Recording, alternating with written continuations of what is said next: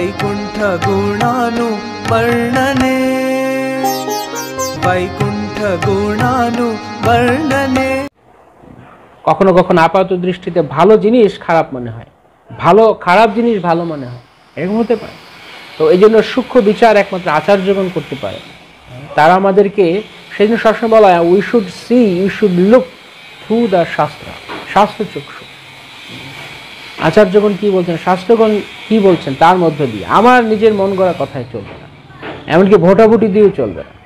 এখানে ডেমোক্রেসি আছে, ও দর্শকরে ভগবান ভূত হয়ে গেল, তাও চলবে না। আচার্য কি বলছে, শাস্ত্র কি বলছে, তা আমাকে মেনে চলতে হবে। যেমন আমরা দেখি যে যখন মহাভারতে কাহিনী রয়েছে একলব্যের, একলব্য সে দ্রোণাচার্য তাকে শিষ্য হিসেবে গ্রহণ করলো না, না করাতে একলব্যর জিদ হয়ে গেল, সে গুরুর মূর্তি নির্মাণ করলো, একা একা অস্ত্র চালনা শিখল এবং বিশাল বড় ধনুর্ধর হয়ে গেল।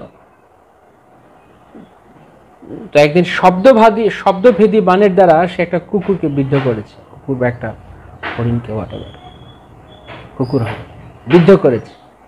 তো তাই দেখে বনপথে তখন ভগবান শ্রীকৃষ্ণ পাণ্ডব বংশ যাচ্ছিলেন, তো তিনি অর্জুনকে বললেন এই কেমন আছে?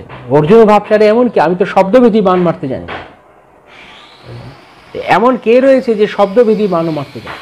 তো কৃষ্ণ একটু লীলা করবেন, লীলা প্রকাশ করবেন, তাই তিনি অর্জুন দেখো দেখো তোমার চেয়ে বড় বীর রয়েছে, তুমি সবচেয়ে বড় এমন ভেবো না। তো তখন অর্জুনের ভাবনা হলো এরকম, দ্রোণাচার্য গুরুদেব বলেছেন যে আমার চেয়ে আমি নাকি ওনার সবচেয়ে বড় শিষ্য। অর্জুন অহংকার করছেন না, কিন্তু তিনি ভাবছেন তাহলে গুরুদেব এই কথা বললেন, কৌতূহল হয়েছে কে এসে জানতে। কৃষ্ণ বললেন লেটস গো, দেখা যাক কি হচ্ছে। তো কৃষ্ণ তো অন্তর্যামী ভগবান, তিনি সব জানেন। তো তিনি অর্জুনকে নিয়ে একলব্য যেই ছোট্ট কুটির বানিয়ে সেখানে অস্ত্র চালনা করছে সেখানে গিয়েছে, গিয়ে দেখছে যেখানে একলব্য বসে এরকম তীর চালনা অভ্যাস করছে, আর সামনে গুরু দ্রোণাচার্যের মূর্তি। তো দ্রোণাচার্য সঙ্গে ছিল। কৃষ্ণ বলছেন বাহ, তো ভালোই দেখছি এখানে আসর জমিয়েছে। তো গুরুদেব দ্রোণাচার্য গিয়ে বলছেন তুমি এখানে আমার মূর্তি বানিয়েছো, তোমাকে আমি শিষ্য হিসেবে গ্রহণ করবো না বলেছি? গুরুদেব আমি তো আপনাকে গুরু ছাড়া কাউকে বরণ করবো না, তাই আমি আপনার মূর্তি নির্মাণ করে আমি করেছি। আপনি আমাকে শিষ্য গ্রহণ না করলে আমি আপনার চরণ ছাড়বো না, তাই আমি আপনার প্রতি আমার প্রাণ সমর্পণ করেছি, আমি আপনার মূর্তি নির্মাণ করে তার সামনে আমি অভ্যাস করছি। এই কথা শুনে দ্রোণাচার্য তিনি আশ্চর্য হয়ে গেলেন। এই একলব্য অস্ত্র চালনা শিক্ষার উপযুক্ত ছিল না। আগেকার দিনে নিয়ম ছিল যে নির্দিষ্ট বর্ণ গোত্রে না হলে তাকে অস্ত্র চালনা শিক্ষা দেওয়া হতো না। কেন? তারও কারণ রয়েছে। শাস্ত্র অত্যন্ত, ভগবানের বিধান অত্যন্ত ফ্যান্টাস্টিক্যালি তৈরি করে, এটা মানে কোনো মানে সেন্টিমেন্টালিজম নেই, কোনো ভাব নেই এখানে। কেন? কারণ যারা যোগ্য নয়, যারা উপযুক্ত নয়, বা যারা কি বলে, যারা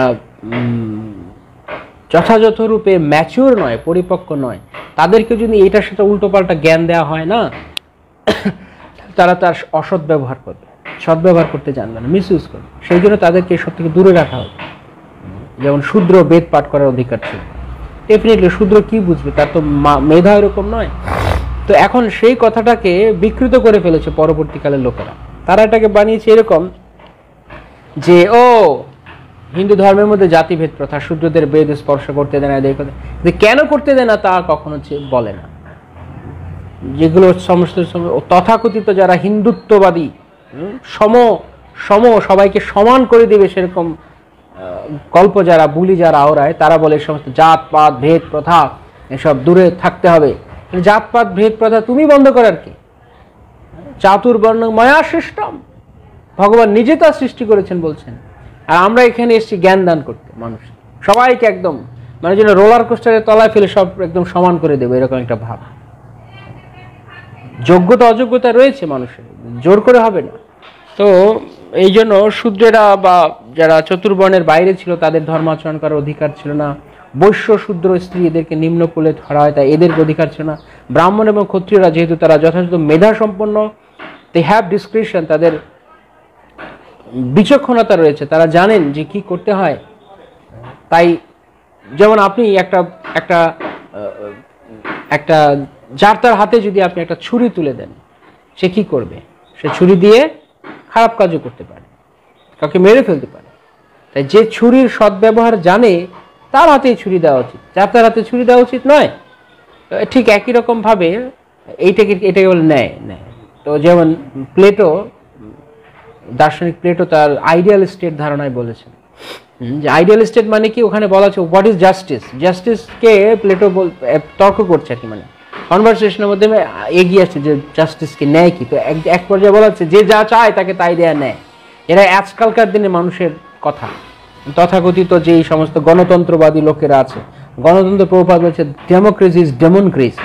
সমস্ত ননসেন্সগুলো কত একটা ননসেন্সকে মন্ত্রী হিসাবে, chief minister, prime minister, president হিসেবে সিলেক্ট করছে। তার যথেষ্ট বুদ্ধি নেই, তাই দেশের সরকার প্রধান করে তাকে বানাচ্ছে। তো যেহেতু যতক্ষণ পর্যন্ত জনগণ না কৃষ্ণ ভক্ত হবে, জনগণ না যথাযথ বুদ্ধিমান হবে, ততক্ষণ পর্যন্ত সে একজন বুদ্ধিমান লোককে সিলেক্ট করবে, ইলেক্ট করতে জানবে না। তো ওইখানে বলা হচ্ছে যে ন্যায় বিচার কি, এখন যেরকম লোকেরা বলে যে ন্যায়, এর প্রতি অন্যায় করা হচ্ছে, মানে যে যা করতে চাচ্ছে তাই করতে দাও।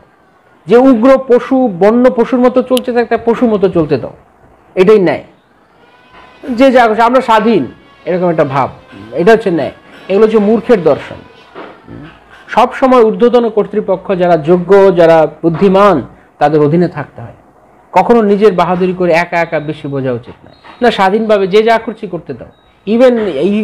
ইভেন আমাদের সোসাইটিতেও আমরা অনেক সময় এরকম ভাবি, না ভক্তরা যে যা করতে চাইছে করুক না, মনের ইচ্ছা থেকে করছে, অনুপ্রেরণা থেকে, যে যা করতে চাইছে তাকে একটা চেক অ্যান্ড ব্যালেন্স থাকতে হবে। সবকিছু চেক অ্যান্ড ব্যালেন্স থাকতে হবে। চেক অ্যান্ড ব্যালেন্স হচ্ছে আমেরিকার যে প্রেসিডেন্সিয়াল যে ইলেকশন হয়, এখানে এমনভাবে আমেরিকান এই সিস্টেমটাকে, গভর্নমেন্ট সিস্টেমটাকে বানানোর চেক অ্যান্ড ব্যালেন্স আছে যে প্রেসিডেন্ট যা খুশি তা চাইলেও করতে পারবে না, আবার তাকে মানে সার্বভৌম ক্ষমতাও দেওয়া হয়েছে। এটা চেক ব্যালেন্স করা হয়েছে। তো এরকমভাবে সব জায়গাতে ব্রাহ্মণ এবং ক্ষত্রিয়রা তারা সমাজকে দেখবেন, ব্রাহ্মণেরা উপদেশ দেবেন, ক্ষত্রিয়রা এক্সিকিউট করবেন, তা নির্বাহ করবেন, বৈশ্যেরা উৎপাদন করবে, শূদ্রেরা সবার সেবা করবে। ব্যাস, হারমোনিয়াস, চমৎকার একটা ছন্দময় একটা সমাজ ব্যবস্থা গঠিত। কিন্তু এখন তা নয়, এখন হচ্ছে শূদ্রকে রাজা বানিয়ে দাও, যার যোগ্যতা রয়েছে সে গিয়ে কুলিগিরি করুক, আর যে যোগ্যতা নেই সে কেবল শুধুমাত্র জনজাগতিক কিছু ক্ষমতার বলে সে উঁচু পদে গিয়ে বসে আছে। যে কারণে এখন সবকিছু এখন উল্টো পাল্টা, অসহ্য হয়ে গেছে লোক, দেশের সরকার, দেশের হোয়াটএভার, এই সমস্ত যারা রাজা নাম ধারণ করে, নেতা নেত্রীর নাম ধারণ করে যারা বসে আছে, অতিষ্ঠ হয়ে গেছে লোক। শুধু তাদের থেকে শান্তি, এখন শুধু মুক্তি চায়। যেমন প্রভুপাদ বললেন কর, যে কর ব্যবস্থা, লোকের কাছ থেকে অযথা কর নি। আগের দিনে এরকম ছিল না, আগের দিনে কর ছিল তুমি স্বাধীনভাবে দাও যে যা পার, আর এখন এর উপরে কর, ওর উপরে কর, হাজারটা ট্যাক্স সবকিছুর উপরে বসে দিচ্ছে। প্রভুপাদ বলতে এসব মানে এরা সব হচ্ছে জলদস্যুদের মতো, জোর করে যেমন নিয়ে নেয়। ডাকইট, প্রভুপাদ বলেন ডাকাতের দল, সব দস্যু ডাকাতের দল। এখন শ্রীমদ্ ভাগবত একাদশ স্কন্ধে তা বলা হচ্ছে, দ্বাদশ স্কন্ধে, যে কলিযুগে যারা রাজার পজিশনে বসবে এরা সব হবে দস্যু তস্কর, শুধু সাধারণ জনগণকে শুধু ট্যাক্সড করে দেবে। ট্যাক্স মানে ইংরেজিতে একটা শব্দ, ট্যাক্স মানে কর, আবার ট্যাক্স শব্দের আরেকটা অর্থ হচ্ছে কাউকে বিরক্ত করা। তো এত ট্যাক্স দেওয়া করাবে যে ট্যাক্সে ওরা একদম ট্যাক্সড হয়ে যাবে, প্রভুপাদ বললেন। তো যাই হোক, তো এইভাবে যোগ্যতা ছাড়া কখনো কাউকে অধিকার দিতে নেই। একটা মূর্খের হাতে, একটা পাগলের হাতে আপনি পিস্তল দিলেও যাকে খুশি তাকে গুলি করে মেরে দেবে, বুঝে শুনে দিতে হয়, নিয়ম রয়েছে। তো এই জন্য এই যে তথাকথিত যারা সমন্বয়বাদী, সাম্যবাদীর গল্প আওড়ায়, বুলি আওড়ায় হিন্দু সমাজের মধ্যেও, যে আমাদের হিন্দুদের মধ্যেও, কিন্তু তারা জানে না যে সনাতন সংস্কৃতিতে এই যে ব্রাহ্মণ ক্ষত্রিয়, এই যে বর্ণাশ্রম ব্যবস্থা, এটা ভগবান সৃষ্টি করেছেন। এবং এই বর্ণাশ্রম ব্যবস্থার ডাউন হয়ে যাওয়ার কারণে, বর্ণাশ্রম ব্যবস্থা না থাকার কারণেই আজকাল দিনে যত সমস্ত মানে উৎপাটাং সমস্ত ফালতু জিনিস সৃষ্টি হয়ে গেছে। কেন বর্ণাশ্রম ব্যবস্থা নেই, এখন যে যা খুশি তা করছে, শূদ্র ব্রাহ্মণের কাজ করছে, ব্রাহ্মণের কোনো গুরুত্ব নেই, এখন শুধু 2 পয়সার পৈতা ঝুলালেই সে ব্রাহ্মণ। শূদ্ররা সব সব বড় বড়, যেমন প্রভুপাদ বলতেন যে এই যে শূদ্রবৃত্তি মানে ডাক্তার, ইঞ্জিনিয়ার, এই সমস্ত যারা সমাজের সেবা করবে, সেবা করা মানে শূদ্রবৃত্তি। এখন তারা হচ্ছে বড় বড় লিডার। আর যারা প্রকৃতপক্ষে যারা মেধা রয়েছে, যারা বুদ্ধি রয়েছে, তারা ভাত পায় না, আজকালকে দিনে খেতে পায় না। কেন? দাম নেই। তো তার মানে এই নয় যে যারা ডাক্তার, ইঞ্জিনিয়ার বা অন্যান্য পেশায় রয়েছে তাদেরকে আমরা দুচ্ছাই করছি, কিন্তু তাদের যেটা সেবা, তাদের কাজ হচ্ছে সমাজের সেবা করা। তারা যদি জ্ঞান দান করতে আসে তাহলে তো চলবে না। জ্ঞান দান করার জন্য যোগ্য ব্রাহ্মণ চাই প্রভুপাদ। সেই জন্য প্রভুপাদ আমি পাশ্চাত্যে এসে ব্রাহ্মণ তৈরি করতে, বৈদিক জ্ঞানের মাধ্যমে। ব্রাহ্মণ কে?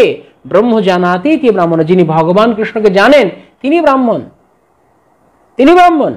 এখন কলিযুগে সব শূদ্র, কলৌ শূদ্র সম্ভবা, এই জন্য এরকম সিস্টেম ছিল। তো যাই হোক, একলব্য যেহেতু তার যোগ্যতা ছিল না, তাই গুরুদেব তাকে দীক্ষা দিতে চাননি, মানে অস্ত্রবিদ্যা শিক্ষা দিতে চাননি, কিন্তু একলব্য জোর করে শিখবে, খুব শিখছে অস্ত্রচালনা বিদ্যা। তো দ্রোণাচার্য বল, তুমি যেহেতু আমাকে গুরুরূপে মেনেছই, তো আমাকে তুমি গুরু দক্ষিণা দাও। কারণ গুরুর কাছে অস্ত্র শিক্ষা করছে, দক্ষিণা দাও। কি দক্ষিণা? গুরুদেব বলছে তোমার বৃদ্ধাঙ্গুলি আমাকে দিয়ে দাও, কারণ বৃদ্ধাঙ্গুলি ছাড়া তীর চালানো যায় না, এটা লাগবেই। তো উনি ভেবেছে যে এই যেহেতু আমার কথা শোনেনি, তাই আমি এর বৃদ্ধাঙ্গুলি নিয়ে নেব। তো বৃদ্ধাঙ্গুলি নিয়ে নেব, তো বলেছে বৃদ্ধাঙ্গুলি, আর সঙ্গে সঙ্গে কেটে দিয়ে দিয়েছে। আর এইটাকে জড়জাগতিক লোক তারা এটাকে বানাচ্ছে এরকম যে কি, আরে একলব্যের গুরু ভক্তি বলে সব জায়গায় প্রচার করছে। তো এই জড়জগতের যারা আধ্যক্ষিক, ভক্তি সিদ্ধান্ত সরেশ ঠাকুর প্রভুপাদ বলেছেন, যারা জড়জাগতিক বিচারধারায়, জড়জাগতিক চিন্তাধারায়, জড়জাগতিক মেধার দ্বারা, জাগতিক বিচার বুদ্ধির দ্বারা যারা ভক্তি মার্গকে বুঝতে চাইবে, তারা সবসময় মিস করবে, ভুল করবে, তাদের ভুল করবে। কেননা তারা জানে না যে আসলে এই জড়জাগতিক জড়বিদ্যার দ্বারা কখনো পারমার্থিক চিন্ময় বস্তুকে বোঝা যায়, সেটা আলাদা স্তর একটা। তো এরা বলছে একলব্য খুব গুরুভক্ত ছিল, একলব্যের গুরুভক্তি মহান, সে গুরুদেব তাকে গ্রহণ করেনি, গুরুদেব তাকে নিচু জাতি বলে অবজ্ঞা করেছে, এই যে ব্রহ্মণ্যবাদ দেখো সমাজটাকে শেষ করে দিল। কিন্তু একলব্য তো একটা বদমাস, কারণ একলব্যের মনে আসলে প্ল্যান ছিল যে সে অর্জুনের চেয়ে বড় হবে। তাই জন্য সে প্রতিজ্ঞা করেছে আমি এমন অস্ত্র চালনা শিক্ষা করবো যে অর্জুনকে ডাউন দিয়ে দিব। ভক্তিচন্দ্র সরোজ ঠাকুর প্রভুপাদ বলেছেন, দিস ইজ রাস্ক্যালডম। আমি ভক্তকে ডাউন দিয়ে নিজে বড় হব, এটা হচ্ছে ধূর্ততা, এটা হচ্ছে ধৃষ্টতা। তো এই বদমাশি মনোভাব ওর মধ্যে ছিল। তাই যেখানে সারা জগতের লোক একলব্যের গুরু ভক্তিকে প্রশংসা করছে, তালি দিচ্ছে, সেখানে ভগবত ভক্তির মার্গে যারা প্রবীণ, যারা ভক্তি রাজ্য সম্পর্কে যথেষ্ট জ্ঞানী, তারা বলছে একলব্যের গুরু ভক্তি না, এটা একলব্যের গুরুদ্রোহ। কেন? গুরুদেব যখন শিষ্যকে তা গ্রহণ করতে চাননি, তখন গুরু ভক্তি তখনই হতো যখন গুরুর আদেশ পালন করে সে বলতো ঠিক আছে গুরু মহারাজ, গুরুদেব আপনি যা বলেন ঠিক আছে, আমিও তো যোগ্য না তাই আপনি গ্রহণ করেন, আপনি আশীর্বাদ করুন, কোনো জন্মে যদি আমার যোগ্যতা হয় আমি আপনাদের। এই হচ্ছে সূক্ষ্ম বিচার। কিন্তু সাধারণ লোকেরা তা বুঝবে না। সাধারণ যারা তথাকথিত হিন্দুত্ববাদী ধারণা নিয়ে বসে থাকে বা সবাইকে সমান করে দেবে রোলার কোস্টারে ফেলে, ওই সমস্ত মূর্খ লোকের মাথায় এই ভক্তিবিদ্যা ঢুকবে না। তো ভক্তিচন্দ্র সরোজ ঠাকুর প্রভুপাদ বলছেন যে এইটা হচ্ছে একলব্যের ধৃষ্টতা, যে সে অর্জুনের চেয়ে বড়। কারণ অর্জুন অলরেডি ভগবানের শুদ্ধ ভক্ত। ভগবানের ভক্তকে আমি নিচে নামিয়ে আমি বড়, আমি উপরে উঠবো, কাউকে নামিয়ে টেনে নামিয়ে আনবার আমি উপরে উঠবো, এই ধারণা, এই ধান্দা যে করবে, সে একদিন না একদিন সে তার পতন হবে। এবং সেই পতন একলব্যের এখন হলো, তার আঙ্গুল কেটে নিল। তো কৃষ্ণ সাপোর্ট করলেন, কৃষ্ণ কিছু বললেন না। যখন দ্রোণাচার্য বললেন আমাকে বৃদ্ধাঙ্গুলি দাও, তখন কৃষ্ণ বলছেন মনে মনে হ্যাঁ ঠিক আছে এবার বুঝছি, আমার ভক্তর চেয়ে বড় হবে। কারণ কৃষ্ণ তো অন্তর্যামী, কৃষ্ণ জানেন যে একলব্যের মনের ধান্দা কি। ও একটা ধান্দা নিয়ে নেমেছে অস্ত্রবিদ্যা শিক্ষায়, সেটা হচ্ছে আমি অর্জুনের চেয়ে বড় নাম কামাবো, আমি ভক্তের চেয়ে বড় হবো, আমি ভক্তের চেয়ে বেশি প্রতিষ্ঠা পাবো। এই কথা যে ভাববে সে একটা বদমাস, সে কখনোই ভক্তি রাজ্যে তার অধিকার নেই। তাই ভক্তি রাজ্যে হচ্ছে সবসময় ভক্তের অনুগত হওয়া। ভক্তের চেয়ে আমি বড় হবো, অমুকের চেয়ে আমি বড় হবো, তা নয়। যে ভালো সেবা করছে, যে গুরু গৌরাঙ্গের প্রিয় হয়েছে, সে তার মতো করুক, আমি আমার মতো করে করি না, তার চেয়ে বড় হবো, এই ধারণা যে করবে সে মরবে। তাই একলব্যকে এখানে স্টপ করে দেওয়া হলো। এটা বোঝা গেল? আপনারা কারা কারা এই সূক্ষ্ম বিচার বুঝতে পারলেন? কারা কারা বুঝতে পারলেন বলুন? এটা সাধারণভাবে শুনে মনে হবে আরে একলব্য বিশাল বড় গুরুভক্ত, একলব্য এই করেছে ওই করেছে, হ্যাঁ দেখো কৃষ্ণ কেমন নিষ্ঠুর, গুরুদেব কেমন নিষ্ঠুর, আঙ্গুলটা বন্ধু কেটে নিল। কিন্তু আঙ্গুলটা কি কেটে নিল? আঙ্গুল কেটে নিল কারণ তার আঙ্গুল থাকার যোগ্য নয়, সে ভক্তের চেয়ে বড় হতে। তাই জড়জাগতিক বিচার এরকম ভালো। যেমন অনেকে এই যে কিছু কিছু তথাকথিত কিছু মূর্খ রয়েছে, হ্যাঁ, সে মূর্খেরা বলে মেঘনাদ বধ কাব্য রচনা করেছে, সেখানে রাবণকে বড় দেখাচ্ছে, রাবণের দেশপ্রেম দেখাচ্ছে, ইন্দ্রজিতের গুরুভক্তি, ইন্দ্রজিতের পিতৃভক্তি দেখাচ্ছে। কিন্তু রাবণের দেশপ্রেম, রাবণের দেশভক্তি দিয়ে হবেটা কি? যে সমস্ত মূর্খরা রাবণের দেশপ্রেম দেখাচ্ছে, কেউ কেউ আবার বলছে যে একদিন এক জায়গায় এক কোটেশনে লিখছে একজন, কোন এক ফালতু লোক কেউ একজন হয়তো লিখেছে যে রাবণের মতো জায়গায়, রাবণের রাজ্যের মতো জায়গায় বাস করা ভালো, যেখানে পরস্ত্রীও সুরক্ষিত থাকে। মানে সীতা মাতাকে কিছু করেনি রাবণ, 1 বছর ওখানে ছিল, কোনো বিরক্ত করেনি বা তার কোনো ক্ষতি করেনি, সেই জন্য বলছে। এইরকম যে জড়জাগতি মানুষের বিচার। আমি আগে ভুল শুনেছিলাম, এখন সঠিকটা বুঝলাম। হ্যাঁ, ম্যাক্সিমাম লোক তারা একলব্যকে এরকম মনে করে। তো এই সূক্ষ্ম বিচার রয়েছে। তো রাবণের দেশপ্রেম দেখায় কিছু কিছু তথাকথিত হিন্দু কবিও আছে, পরবর্তীকালে খ্রিস্টান হয়েছে, আবার কুকুর বেড়ালের মতো ধুক ধুক করতে করতে আবার হিন্দু হয়েছে, কেউ তাকে দেখেনি বৃদ্ধাবস্থায়, আপনারা জানেন, তাই আমি নাম উল্লেখ করছি না। তো ওদের মতো মূর্খ কবিরা, সাহিত্যিকেরা, তারা যদি ভক্তিরাজ্যকে ব্যাখ্যা করে তাহলে তারা কি বলবে? তারা বলছে রাবণের দেশাত্মবোধ, ইন্দ্রজিতের দেশাত্মবোধ। রাবণ 1 নম্বর বদমাশ ছিল, কারণ রাবণ সে রামচন্দ্র ভগবানের কে অস্বীকার করেছে। রাবণ অনেক গুণাবলী ছিল, সে পণ্ডিত ছিল, অন্য কিছু, সে আমরা আরেকদিন আলোচনা করেছি। কিন্তু রাবণের প্রথম গালতি হচ্ছে যে রাবণ ভগবান রামের শরণাগত হননি, এবং তিনি মা সীতাকে অপহরণ করে সীতা মায়ের চরণে, জগন্মাতা লক্ষ্মীর চরণে তিনি অপরাধ করেছেন। তো যে গোড়াতেই গলদ, যে তাকে বিভীষণ বারবার বুঝিয়েছে, ইভেন কুম্ভকর্ণ বলেছে যে সময় থাকতে তুমি এখনো দাদা রামচন্দ্রের শরণে আসো, অনেকেই বুঝিয়েছে, কিন্তু না, সাধুজনেরা বললেও সে শরণে আসেনি। তাই রাবণের যত গুণ থাকুক, হরাভক্তস্য কুত মহৎ গুণা মনোরথে না আসত ধাবত বহি, শ্রীমদ্ ভাগবতে বলা আছে যে হরির ভক্ত নয় তার কি সদ্গুণ থাকতে পারে? সে বড় কবি, সাহিত্যিক, ডাক্তার, ইঞ্জিনিয়ার, হোয়াট এভার, বুদ্ধিজীবী, বৈজ্ঞানিক, এই সমস্ত কিছু ননসেন্স, স্টুপিড রাস্কেল, প্রভুপাদ বলছে। যে যদি তুমি ভগবানের চরণে শরণাগত না হও, কৃষ্ণের আনুগত্য স্বীকার করে না নাও, ভক্তের আনুগত্য স্বীকার করে না নাও, তাহলে তুমি একটা রাস্কেল, আর কিছু না, তোমার কোনো গুণ নেই। তাই রাবণের যত বড় দেশপ্রেম ওই সমস্ত জড়জাগতিক কবি সাহিত্যিকরা দেখাক না কেন, কিন্তু প্রকৃতপক্ষে রাবণের কোনো দেশপ্রেম নেই। এই দেশপ্রেমের কি মূল্য আছে ভগবানকে অস্বীকার করে? তাই এই জন্য অনেকে জড়জাগতিক নীতি আওড়ায়, নীতিবিদ্যা আওড়ায়। অনেকে বলে রাম কিভাবে রাবণকে মেরে দিল, রাবণ নিজের রাজ্যটাকে বাঁচাতে চেয়েছে, তার সমস্ত গণকে, রাক্ষসগণকে বাঁচাতে চেয়েছে, রাক্ষসগণ ভগবত বিদ্রোহী, তাদেরকে নাশ করবে, এটাই ভগবানের বিধান। এখানে রাবণের বা ইন্দ্রজিতের দেশপ্রেমের কোনো মূল্য নেই। কিন্তু কোন কোন সোকল্ড কবি সাহিত্যিক তারা এগুলোকে খুব বড় করেছে, রাবণের দেশপ্রেম, রাবণের দেশাত্মবোধ। ওই দেশের মাটি, দেশ নিয়ে যারা ভাবে, প্রভুপাদ বলেছেন সয়েব গোখর, শ্রীমদ্ ভাগবতম থেকে বলা হচ্ছে যে ভূমিতে জন্মগ্রহণ করেছে বলে ওই ভূমি তার কাছে ভূমি যোধি, তার কাছে ভূমি পূজনীয়, হ্যাঁ, সে একটা গরু গাধার চেয়ে আর কিছু নয়। কারণ আমি এই ভূমিতে জন্মগ্রহণ করেছি বলে ভূমি পূজ্য না, কৃষ্ণ পূজ্য। ভূমি কখনো পূজ্য হতে পারে না, ভূমি কখনো পূজ্য, কৃষ্ণ পূজ্য, কিন্তু ভূমিকে তারা পূজা করছে। এই দেশে জন্ম আমার, এই দেশেতেই মরি, কি আর সমস্ত কি আছে বলেছে। তো এই দেশে জন্ম বলে বাকি সব দেশ আমার শত্রু। তো এই যে তথাকথিত বিরোধ জাতিতে জাতিতে, দেশে দেশে, এটার কারণ কি? এটার মূল কারণ হচ্ছে আমরা আমাদের আত্মচেতনায় নেই, আমরা দেহ চেতনায় রয়েছি। যদি আমরা এটা বুঝতে পারতাম আমরা সবাই আত্মা, আমরা কৃষ্ণের অংশ, তাহলে এই হিন্দু মুসলমান, ভারত পাকিস্তান, এই যে আমেরিকা, চায়না, রাশিয়া, এত গন্ডগোল হতো না। তাই প্রভুপাদ তিনি একমাত্র আসল ধর্ম এস্টাবলিশ করে গেছেন, মহাপ্রভুর যে প্রেম ধর্ম, জীব নিত্য কৃষ্ণ দাস, এই একটাই শুধু আমাদের পরিচয়, আমাদের আর কিছু পরিচয় নেই।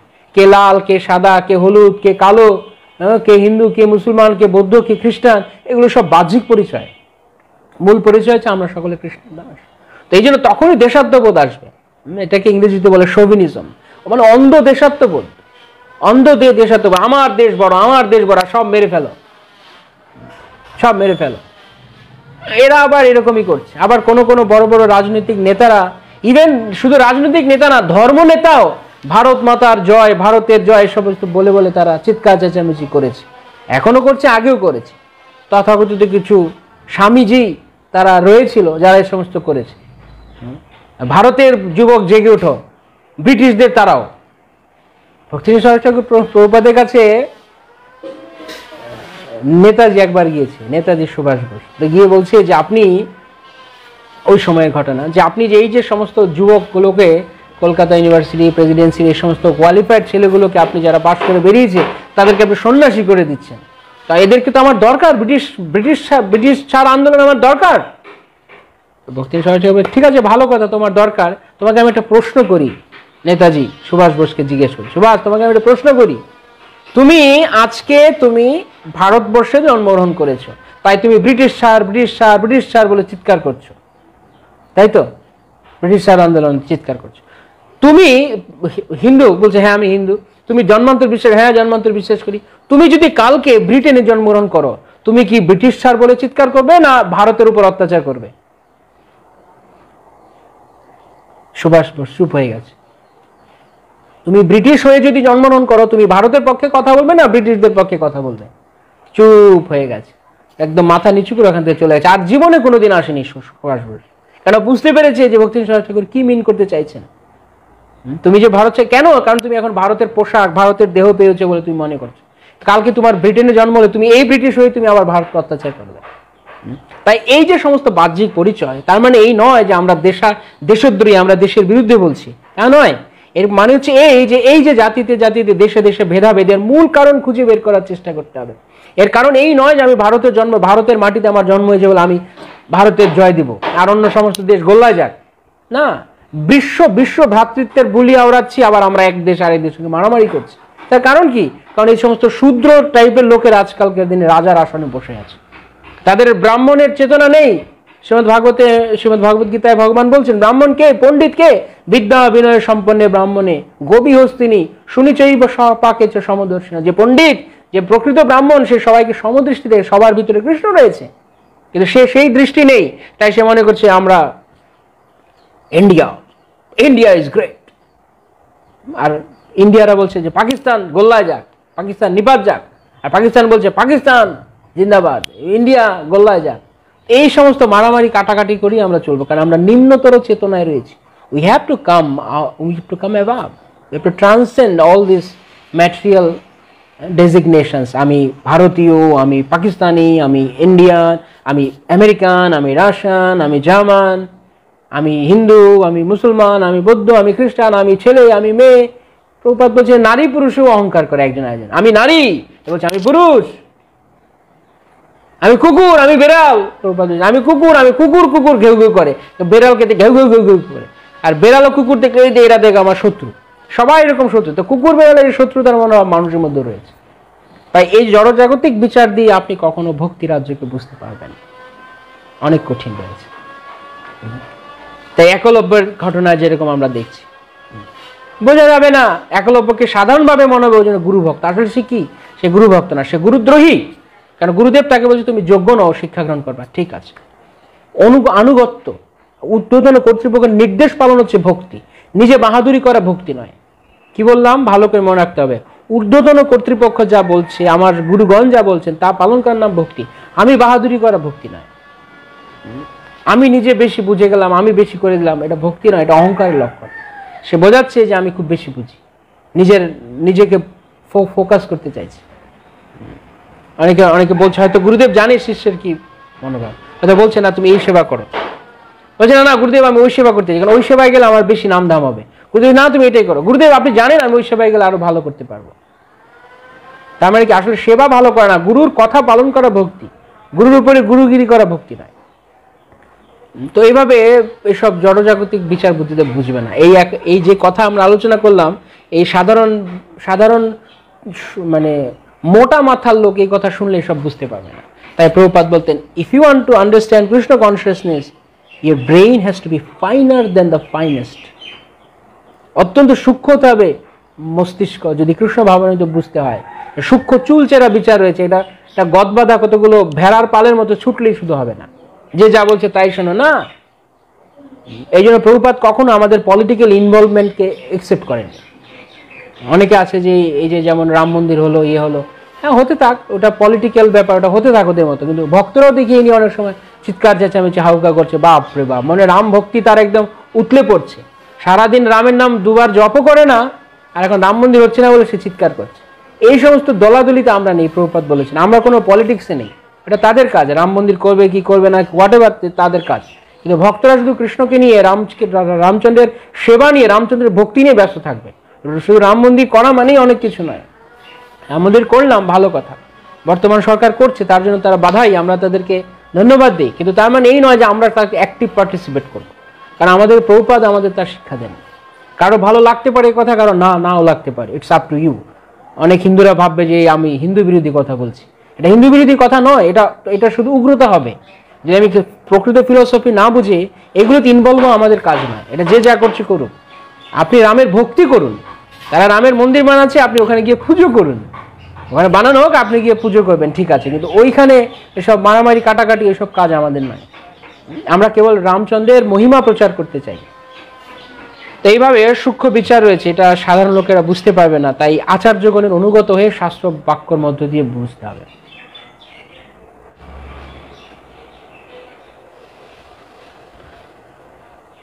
গুরুদেবের কথা না মেনে তাকে অন্তরে গুরুরূপে দর্শন করে তার আনুগত্য থেকেছে, তার উচিত ছিল গুরুকে মন থেকে বাদ দেওয়া। যদি গুরুদেব শিষ্য হিসেবে আমাকে গ্রহণ না করে, তাহলে আমাকে তা মেনে নিয়ে সেই প্রচেষ্টা ছেড়ে দেওয়া উচিত। এটাই হবে কি? কথাটা বোঝার চেষ্টা করতে হবে। মনোভাব দেখুন, উপদেশামৃতের মধ্যে আমরা আলোচনা করেছি, everything depends on the attitude, everything depends on attitude. Ekalavya এখানে কি মনোভাবে গুরুকে গ্রহণ করেছে? যখন আপনি দেখছেন একলব্য তো মনে মনে গুরুকে গ্রহণ করেছে, একলব্য তো গুরুর মূর্তি নির্মাণ করে রেখেছে, গুরুকেই তো সে রেখেছে, গুরুকে বাদ দেয়নি। সে আপাত দৃষ্টিতে সে গুরুকে ত্যাগ করেনি, কিন্তু প্রকৃতপক্ষে সে গুরুকে ত্যাগ করেছে যখনই সে গুরুর নির্দেশকে অমান্য করেছে, যে আমি তোমাকে শিষ্য করব না। তো সেই সময় তার উচিত ছিল গুরুদেব কেন আমাকে শিষ্যরূপে গ্রহণ করবে না, তার যোগ্যতা অর্জন করা। আমার ভিতরে নিশ্চয়ই কলুষতা রয়েছে, কারণ আমার ভিতরে ধান্দা হচ্ছে আমি অর্জুনের চেয়ে বড় হব। এই মনোভাব, এই বিচারটুকু একলব্য নিয়ে আসতে পারেনি। সে ভেবেছে না, গুরুদেব আমাকে গ্রহণ না করলেও আমি দেখিয়ে দেব। ভক্তি সিদ্ধান্ত সরস্বতী ঠাকুর প্রভুপাদ এই প্রসঙ্গে তিনি বলেছেন যে কেউ যদি মনে করে আমি দেখিয়ে দেব, এই ধারণাটা, এই মনোভাবটা হচ্ছে খুব খারাপ ভক্তি জীবনে, যে আমি দেখিয়ে দিব করে, আমার ঊর্ধ্বতন কর্তৃপক্ষ আমাকে স্বীকার করলো না, তা আমিও করে দেখিয়ে দিব। এটা অনেক জায়গাতে এই প্রবণতা রয়েছে, ইভেন ইসকনের মধ্যে, আমাদের সংস্থার মধ্যে অনেক জায়গাতে রয়েছে। অনেক জুনিয়র ভক্তরা তাদের ঊর্ধ্বতন ভক্তকে কিভাবে তার আসন থেকে শুধু হটিয়ে দিয়ে নিজে বড় জায়গায় যাবে, অনেকে এরকম ভাবছে এবং করেছে অনেক, এবং যারা করেছে তারা বৈষ্ণব অপরাধী, এবং তারা অনেক দূর ভক্তি করলেও একদিন তারা ভক্তিতে দেখবে স্বাদ পাচ্ছে না। শুধু বাইরে অনেক পোস্টপাস থাকবে, অনেক শো অফ থাকবে, কিন্তু ভেতরে ভক্তি নেই, কারণ ঊর্ধ্বতন কোনো বৈষ্ণবের জন্য সে অলরেডি অপরাধ করে বসে আছে। একলব্য এখানে বৈষ্ণব অপরাধ করছে। বৈষ্ণব অপরাধী কখনো শিষ্য হতে পারে না। সে কিভাবে গুরু দ্রোণাচার্যের শিষ্য হবে? সে তো অলরেডি বৈষ্ণব অপরাধ করে বসে আছে অর্জুনের কাছে, কারণ অর্জুনের মতো মহাভক্তের কাছে সে মনে করছে আমি অর্জুনের চেয়ে বড় হবো। এখানে বোঝার চেষ্টা করতে হবে ভালো করে, সূক্ষ্ম বিচার। আমি আগেই বলছি, এই সূক্ষ্ম বিচার, হ্যাঁ, এই জন্য প্রভুপাদ বলতেন আমার অনুসারের জন্য ভালো দুধ খায় প্রতিদিন, খাঁটি দুধ খায়, তাহলে মাথা খুলবে, ভালো বিচার করতে পারবে। এবং শাস্ত্র অনুগত, এটা বাহ্যিক, মূলত শাস্ত্র অনুগত। আচ্ছা, যেই জন্য তো বলা আছে যাহ ভাগবত পরগিয়া ভাগবত স্থানে, একান্ত আশ্রয় করো চৈতন্য চরণে। নিজে নিজে ওস্তাদি করতে যেও না, ভাগবত পড়ে সিদ্ধান্ত আনতে যেও না। ভাগবত ভালো করে পড়ো, আচার্যের কাছে গিয়ে, যোগ্য ভক্তের কাছে গিয়ে, যে তোমাকে বুঝিয়ে দিতে পারবে। নয়তো উল্টো পাল্টা আমি পড়ে যাবো লাইনে লাইনে, আমি ভুল বুঝবো। সে কিছুদিন আগে একজন বলছে যে পৃথু মহারাজ তিনি তার সমস্ত ফ্যামিলি ছেড়ে দিয়ে তিনি বনে চলে গেছেন, তার সমস্ত দায় দায়িত্ব তিনি পরিত্যাগ করেছেন, করে চলে গেছেন। তো উনি বলছেন আমিও কি আমার সংসার ছেড়ে দিয়ে চলে যেতে পারি না, যেহেতু পৃথু মহারাজ গিয়েছেন? কোথায় পৃথু মহারাজ আর কোথায় আমি? পৃথু মহারাজ কই আর কোথায় আমি? পৃথু মহারাজ উনি একটা সাংসারিক অশান্তিতে আছেন, তাই উনি সংসার ছেড়ে দিয়ে চলে যেতে চাচ্ছেন। তো আমি সাংসারিক অশান্তির কারণে আমি সংসার ছেড়ে দিয়ে চলে যাচ্ছি। আর যেখানে পৃথু মহারাজ, ওয়ারেস পৃথু মহারাজ, হি ওয়াজ ভেরি হ্যাপি। তিনি শশাগরা পৃথিবীর সম্রাট ছিলেন, তার অনুগতা পত্নী অর্চি মহারানী ছিলেন, তার পুত্রেরা তার অনুগত ছিলেন, তার সমস্ত কিছু, তার পুরো রাজ্য, পুরো শশাগরা পৃথিবী তার অনুগত ছিল। প্রত্যেকটি প্রজা পৃথু মহারাজের জয়ধ্বনি করত। সেই অবস্থায় পৃথু মহারাজ রাজ্য ছেড়ে দিয়ে ভগবত ভজন করতে গিয়েছেন। তো এখানে পৃথু মহারাজের সঙ্গে আমার মিলবে? মিললো আমার? আমি সংসারে জ্বালায় অতিষ্ঠ, আমি এত কিছু ধৈর্য ধারণ করতে পারবো না, তাই আমি আমার দায়িত্ব থেকে এড়াতে আমি পালিয়ে যাচ্ছি। প্রিম্যাচিউর অবস্থায়, প্রিম্যাচিউর পর্যন্ত, প্রিম্যাচিউর অপরিপক্ক, এখনো পরিপক্ক হয়নি, কিলিয়ে কাঁঠাল পাকানোর মতো অবস্থা। তো কিলিয়ে কখনো ভক্তি জীবনে কাঁঠাল পাকাতে যাবেন না। আমরা যেন কখনো তা না করি যে ইম্যাচিউর, এখনো পাকেনি কাঁঠাল, এঁচড়ে পাকা বলেন, এঁচড়ে পাকা। তো আপনি ওকে কিলিয়ে কাঁঠাল পাকালে ভালো হবে না। লেট ইট গ্রো অর্গ্যানিকলি, সবকিছুকে ন্যাচারালি বড় হতে দিন। কিন্তু আপনি যদি কিলাতে শুরু করেন, কাঁঠাল পাকবে না, তো এ বিচ্ছিরি হয়ে যাবে। তো ঠিক তেমনি অপরিপক্ক অবস্থায় বড় অধিকারের কিছু পালন করা ঠিক নয়। এটা সূক্ষ্ম বিচার, বুঝতে হবে। মনে করছে আমি বলছি, যে ভক্ত এই কথা বলছেন তিনি এটা একটু চিন্তা করে দেখবেন যে পৃথু মহারাজ কোথায় ছিলেন আর আমি কোথায়। পৃথু মহারাজ 24 আওয়ার্স কৃষ্ণ ভাবনাময় ছিলেন, আর আমি 24 আওয়ার্স আমি সংসারে জ্বালা পাচ্ছি, যন্ত্রণা পাচ্ছি, শুধু সেই কথা চিন্তা করি। এগুলো যে আমার কর্মফল তা আমি ভাবি না। আমি মনে করি আমার কেন তো জ্বালাচ্ছে, ও খারাপ, এই খারাপ। তাই চেতনার অনেক পার্থক্য রয়েছে। তাই শুধু ভাগবত পড়েছেন, ভাগবত পড়ে আমি দেখলাম যে পৃথু মহারাজ সংসার ছেড়ে চলে গেছেন, আমি চলে যাব। এই হলো একা একা ভাগবত পড়ার ফল। কারোর আনুগত্যে না এসে, কোনো গুরু, কোনো শিক্ষাগুরু বা কোনো দীক্ষাগুরু বা কোনো ঊর্ধ্বতন ভক্তের আনুগত্যে না থেকে শাস্ত্র পড়ার এই হবে ফল। কিন্তু আপনি যদি শাস্ত্র পড়েন তো জিজ্ঞেস করবেন যেটা কেন এরকম হলো। নিজে নিজে নিজে কখনো মাতব্বরি করতে যাওয়া উচিত নয়।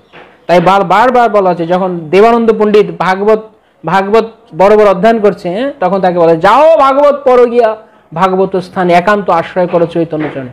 কি ভাগবত বলছে? বড় বড় ভাগবত লেকচার দিচ্ছে দেবানন্দ পণ্ডিত, কিন্তু শ্রীবাস ঠাকুর ওখানে এসে যখন প্রেমে গড়াগড়ি দিচ্ছে, হরি কথা শুনে কান্না করছেন, অষ্টসাত্ত্বিক বিকার হচ্ছে, কৃষ্ণ প্রেমের প্রকাশ হয়েছে, তখন মূল্য দেয়নি, পাত্তা দেয়নি। তার মানে সে কি ভাগবত বুঝলো?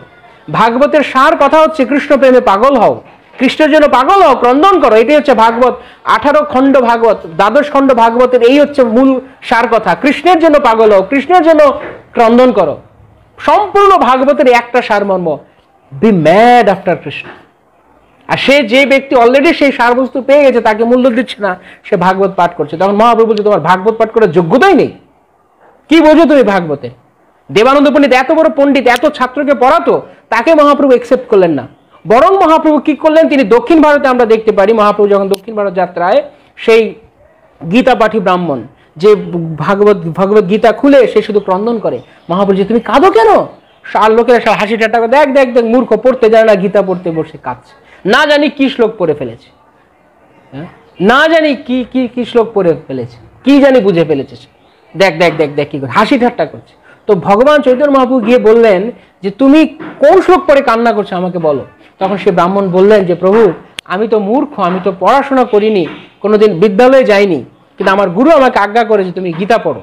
তা আমি গুরুর আজ্ঞা আমি শুধু পালন করার জন্য, গুরুদেবের নির্দেশ আমি পালন করার জন্য গীতাকে ধরে থাকি সামনে। কিন্তু যখনই আমি গীতা সামনে নেই, তখনই আমি দেখতে পারি যে পরমেশ্বর ভগবান, ভক্তবর্ষর শ্রীকৃষ্ণ, তিনি অর্জুনের রথের সারথি হয়ে বিরাজ করছেন। আহা, পরাৎপর বিশ্বের অধিকর্তা, সরাট পুরুষ ভগবান শ্রীকৃষ্ণ, যিনি অনন্ত কোটি ব্রহ্মাণ্ডের অধিকর্তা, তিনি একজন ভক্তের দাসত্ব করছেন, তার রথের সারথি হয়েছেন। এই কথা চিন্তা করার সঙ্গে সঙ্গে আমার ভগবান কত তার ভক্তকে ভালোবাসেন, তার ভক্তের জন্য তিনি তার দাস হয়ে যেতে পারেন, এই কথা স্মরণ করে আমার চোখ দিয়ে জল পড়ে। আমি তো পড়তে পারি না, শুধু সেই কথা মনে পড়লে আমার চোখ দিয়ে। মহাপ্রভু, তুমি একমাত্র ভগবত গীতা পাঠের যোগ্য, তুমি একমাত্র গীতা পাঠের অধিকারী, কারণ তুমি কৃষ্ণের ভক্ত বাৎসল্যকে বুঝতে পেরেছ, তুমি কৃষ্ণের গুণ বুঝতে পেরেছ। বোঝা যাচ্ছে? বোঝা যাচ্ছে? বিচার করুন।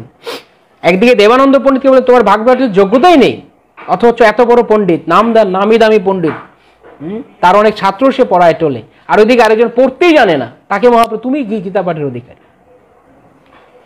পার্থক্য কোথায়? ভক্তি। তাই ভক্তি যদি না থাকে, তাই মাঝখানে শুধু বাহাদুরি দেখালে হবে না।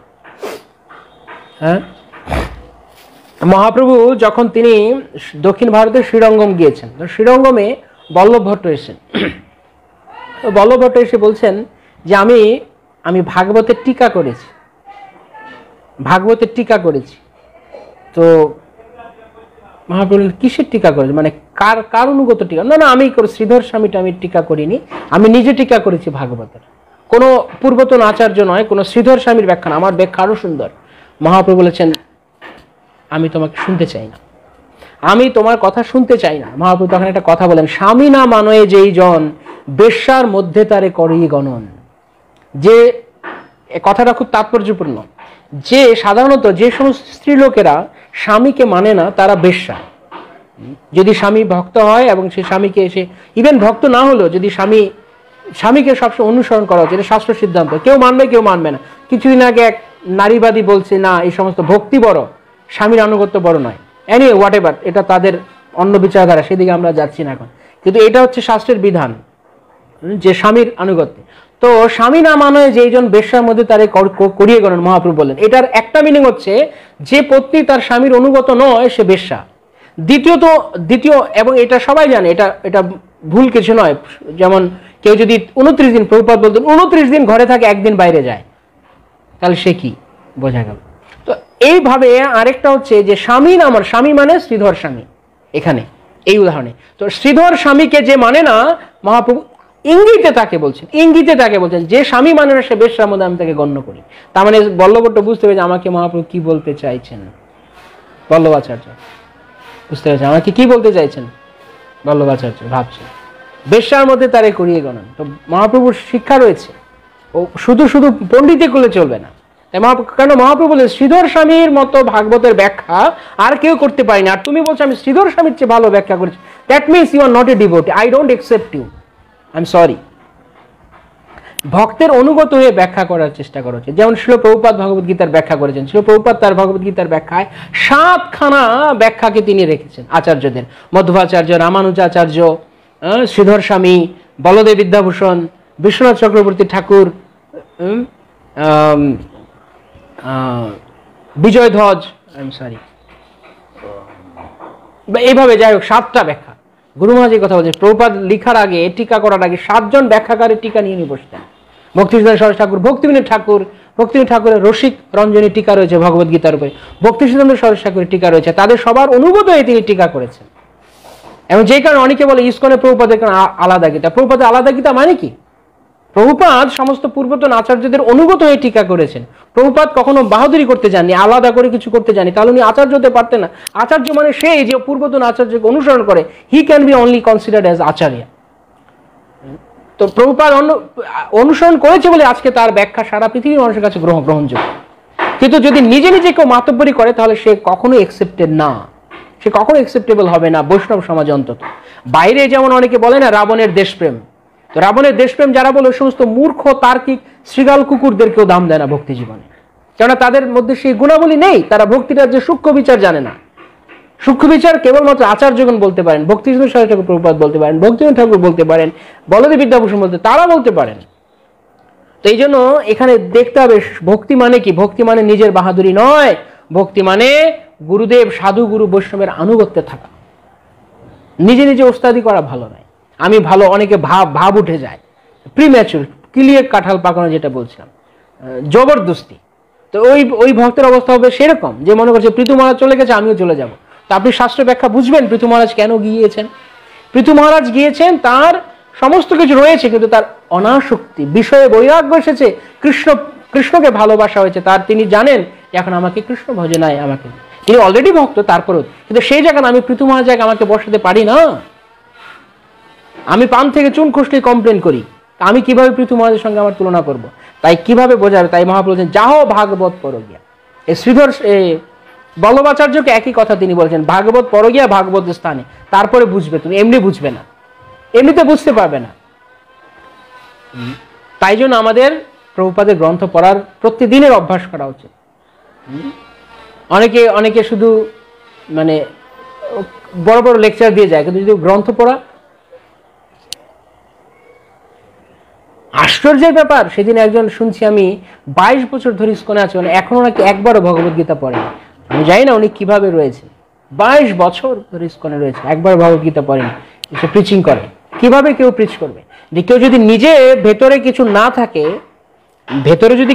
থাকে, রিয়ালাইজেশন, শুধু বুলিয়ে ওড়ানো নয়, অনেকে বুলিয়ে ওড়াতে পারে, ভালো করে পড়ে নিল, অনেক মুখস্থ বিদ্যা নয়, ভক্তি মুখস্থ বিদ্যা নয়, ভালো করে শ্লোক মুখস্থ করে নিলাম। অনেকে শুধু শ্লোক আওড়াতে থাকে সমানে।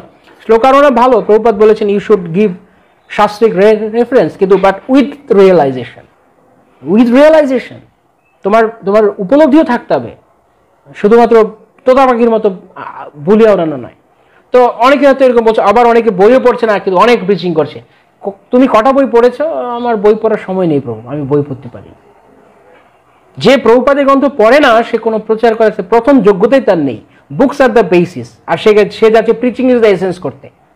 প্রিচিং ইজ দ্য এসেন্স হচ্ছে লাস্ট, এসেন্স হচ্ছে লাস্ট।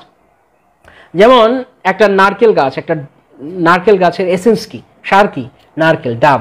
তো ডাবের জল কি আপনি হুট করে পাবেন? ডাবের জল হুট করে পাওয়া যাবে না?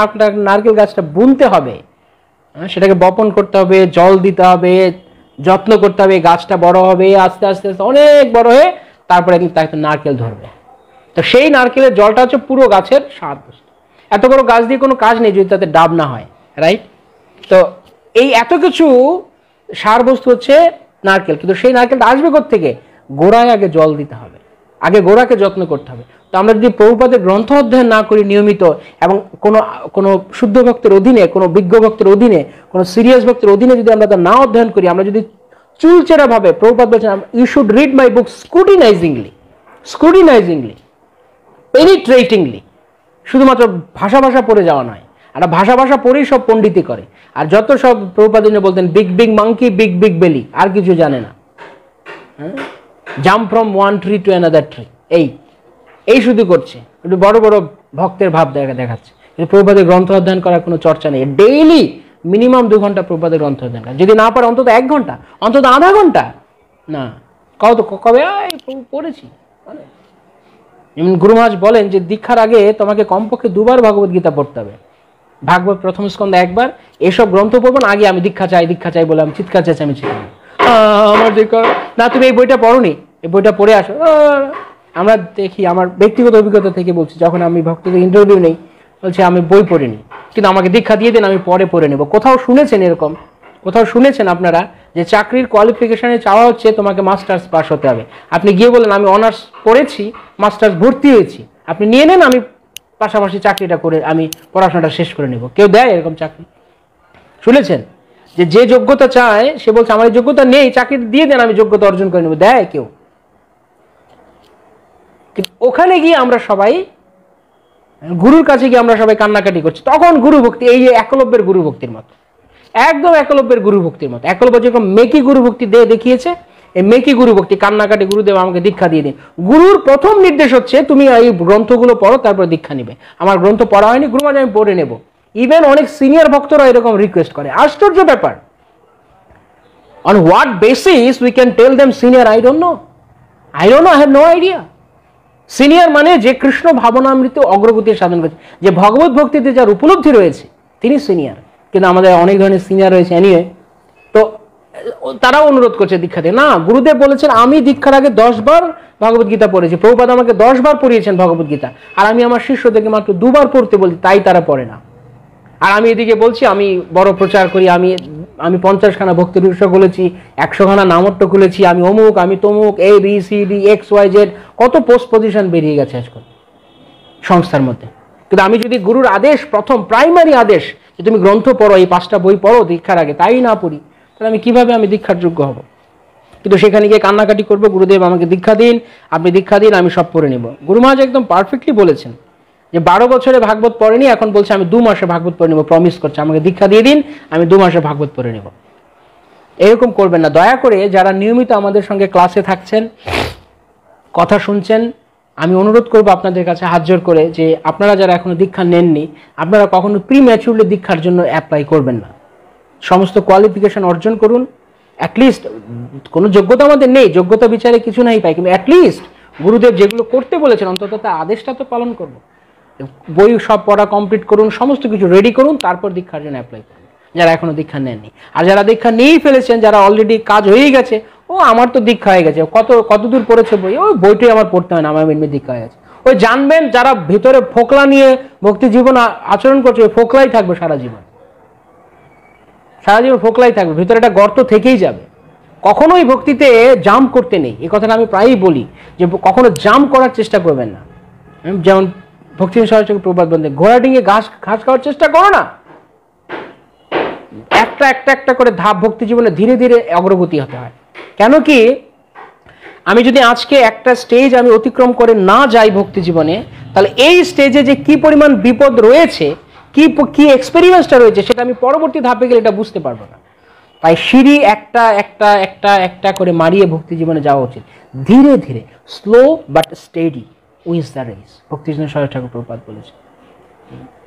তুমি ধীরে চলো কিন্তু গতি রাখো, এগিয়ে যাও ভক্তি জীবনে। কিন্তু হুর হুর হুর হুর করে একদম একদম আমি একেবারে সঙ্গে সঙ্গে ব্রাহ্মণ দীক্ষা চাই, এরকম অনেকে আছে। ব্রাহ্মণ দীক্ষা চাই, একদম ফট করে আমি ব্রাহ্মণ দীক্ষা নেবো, কি হবে জোর করে নিলে? অনেকে অনেক জায়গাতে একদিন একজন আমার কেউ হয়তো ব্রাহ্মণ দীক্ষার জন্য অ্যাপ্লাই করছে, কেউ বলছে আপনি এখন ব্রাহ্মণ দীক্ষার যোগ্য না। হ্যাঁ আমি যোগ্য না, রেগে মেগে একদম পেপার টেপার ছুঁড়ে ফেলে দিয়ে, লাগবে না আমার ব্রাহ্মণ দীক্ষা, আমার লাগবে না, আমি কোনো না কোনো ভাবে অন্য কোনো অথরিটির মাধ্যমে আমি নিয়ে ছাড়বো ব্রাহ্মণ দীক্ষা। This is called stupidity. এইগুলো হচ্ছে অনধিকার চর্চা, যেটা একলব্য করেছিল। যখন ঊর্ধ্বতন কর্তৃপক্ষ বলছে তুমি এখনো দীক্ষার যোগ্য নও, তোমাকে আরো প্রিপারেশন নিতে হবে, আমি অন্য অথরিটি ধরবো, ধরে আমি নিয়ে নিব। এবার বুঝতে পারছেন কি, এটা বাইপাস করছে।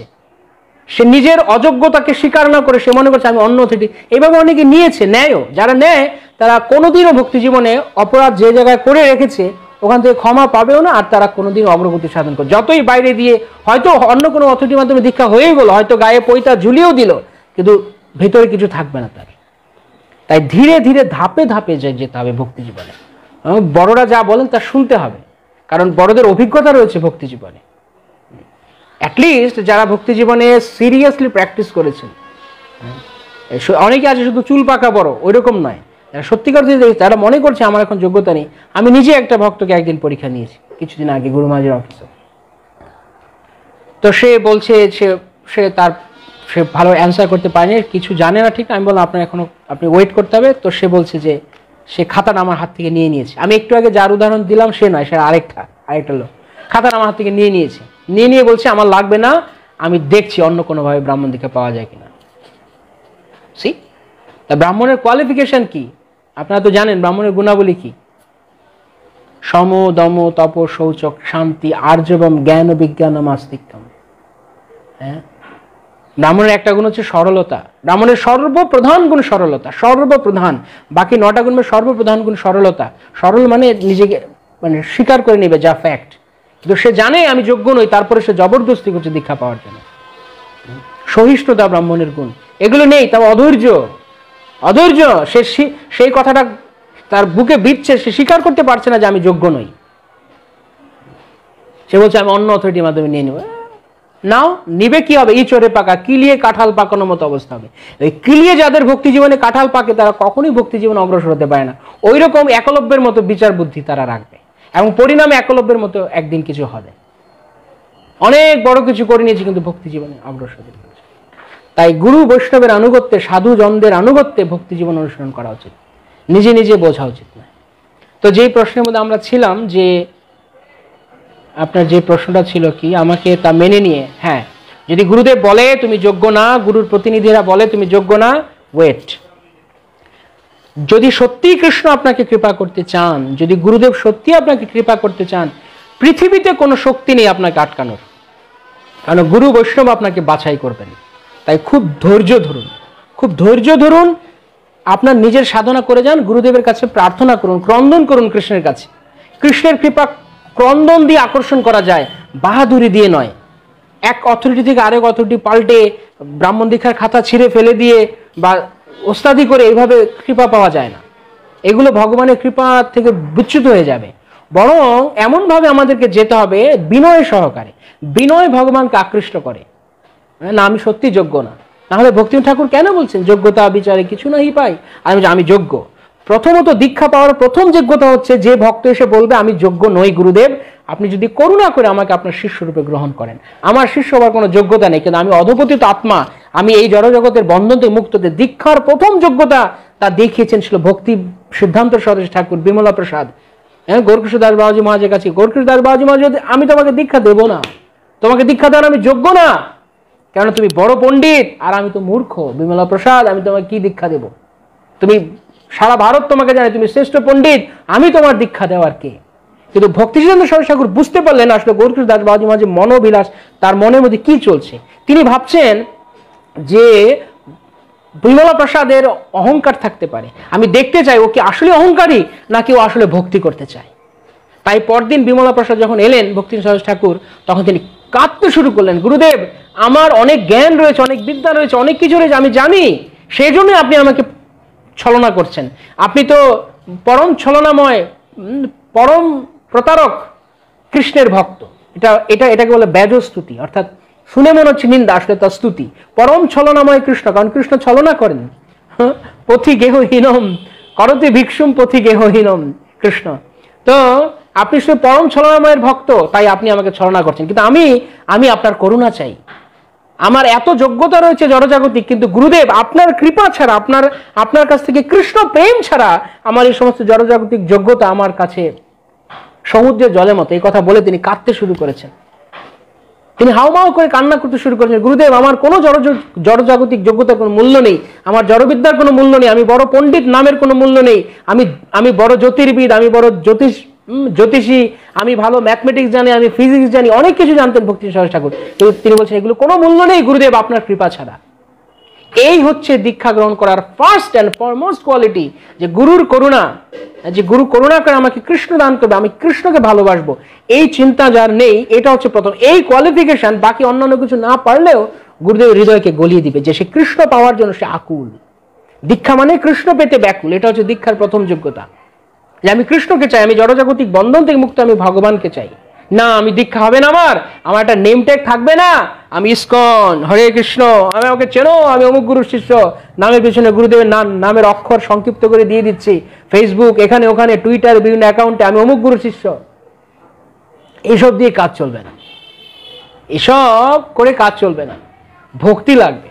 তাই গুরুদেব দেখবেন এ কৃষ্ণ পেতে কাঙাল কিনা। আমি তো কাঙাল কৃষ্ণ কৃষ্ণ বলি, ধাই তব পাছে পাছে। এই হচ্ছে প্রকৃত যোগ্যতা শিষ্য হবার। গুরুদেব আমি আপনার পিছন পিছন ছুটছি, আমাকে কৃষ্ণ দিন। এখানে একলব্য কৃষ্ণ পেতে করেননি, একলব্য গিয়েছেন এখানে আমি অর্জুনের চেয়ে বড় হব, আমি অমুক ভক্তের চেয়ে বড় হব, অমুক আমার সিনিয়র অথরিটি, আমি সিনিয়র টিনিয়র মানি না, আমি বড় অথরিটি, ব্যাস। আমি শিক্ষাগুরু মানি না, আমি কিছু মানি না, আমি বড়। ও পতন হবে একদিন না একদিন, হয়তো চলতে থাকবে ভক্তি জীবনে, বোঝা তো যায় না অনেককে, তাই না? ভক্তি জীবনে অনেকে বোঝা যায় না, তো বড় চলছে অনেকদিন, কিন্তু কোন দিকে যে তার অধপতন হচ্ছে সে নিজেও জানবে না। যেমন ডায়াবেটিস বা সুগার, এই সমস্ত রোগ একদিনে হয় না, বহুদিন ধরে অনিয়ম করতে করতে হয়, বোঝা যাবে না। তো ভেতরে ভেতরে ক্ষয় হতে থাকবে ভেতরে ভেতরে ভক্তি, সে বুঝতে পারবে না ভক্তি লতা কোথায় শুকিয়ে যাচ্ছে। যে ভক্তিতে বাড়বে সে দিব্য আনন্দ পাবে, সে কেবল কৃষ্ণকে ভালো লাগবে, কিছু ভালো লাগবে না, তখন বোঝা যাবে ভক্তি হচ্ছে। তো এইভাবে অনেক বিচার হয়েছে। তো যাই হোক, যেমন নরোত্তম দাস ঠাকুর লোকনাথ গোস্বামীর কাছে দীক্ষা দেবেন না বলে উনি কি করলেন? লোকনাথ গোস্বামী বললেন আমি দীক্ষা দেওয়ার যোগ্য নই, আমি দীক্ষা দেবো না, আমি নিজে আজও শিষ্য হতে পাইনি। তখন নরোত্তম দাস ঠাকুর মহাশয় কি করলেন?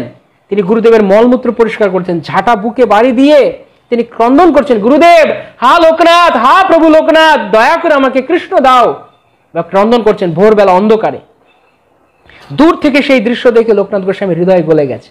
তো গুরুদেবের হৃদয় গলাতে হবে, অহংকার দিয়ে নয়, বাড়াবাড়ি করে নয়, ওস্তাদি করে নয়, বিনয়ের দ্বারা।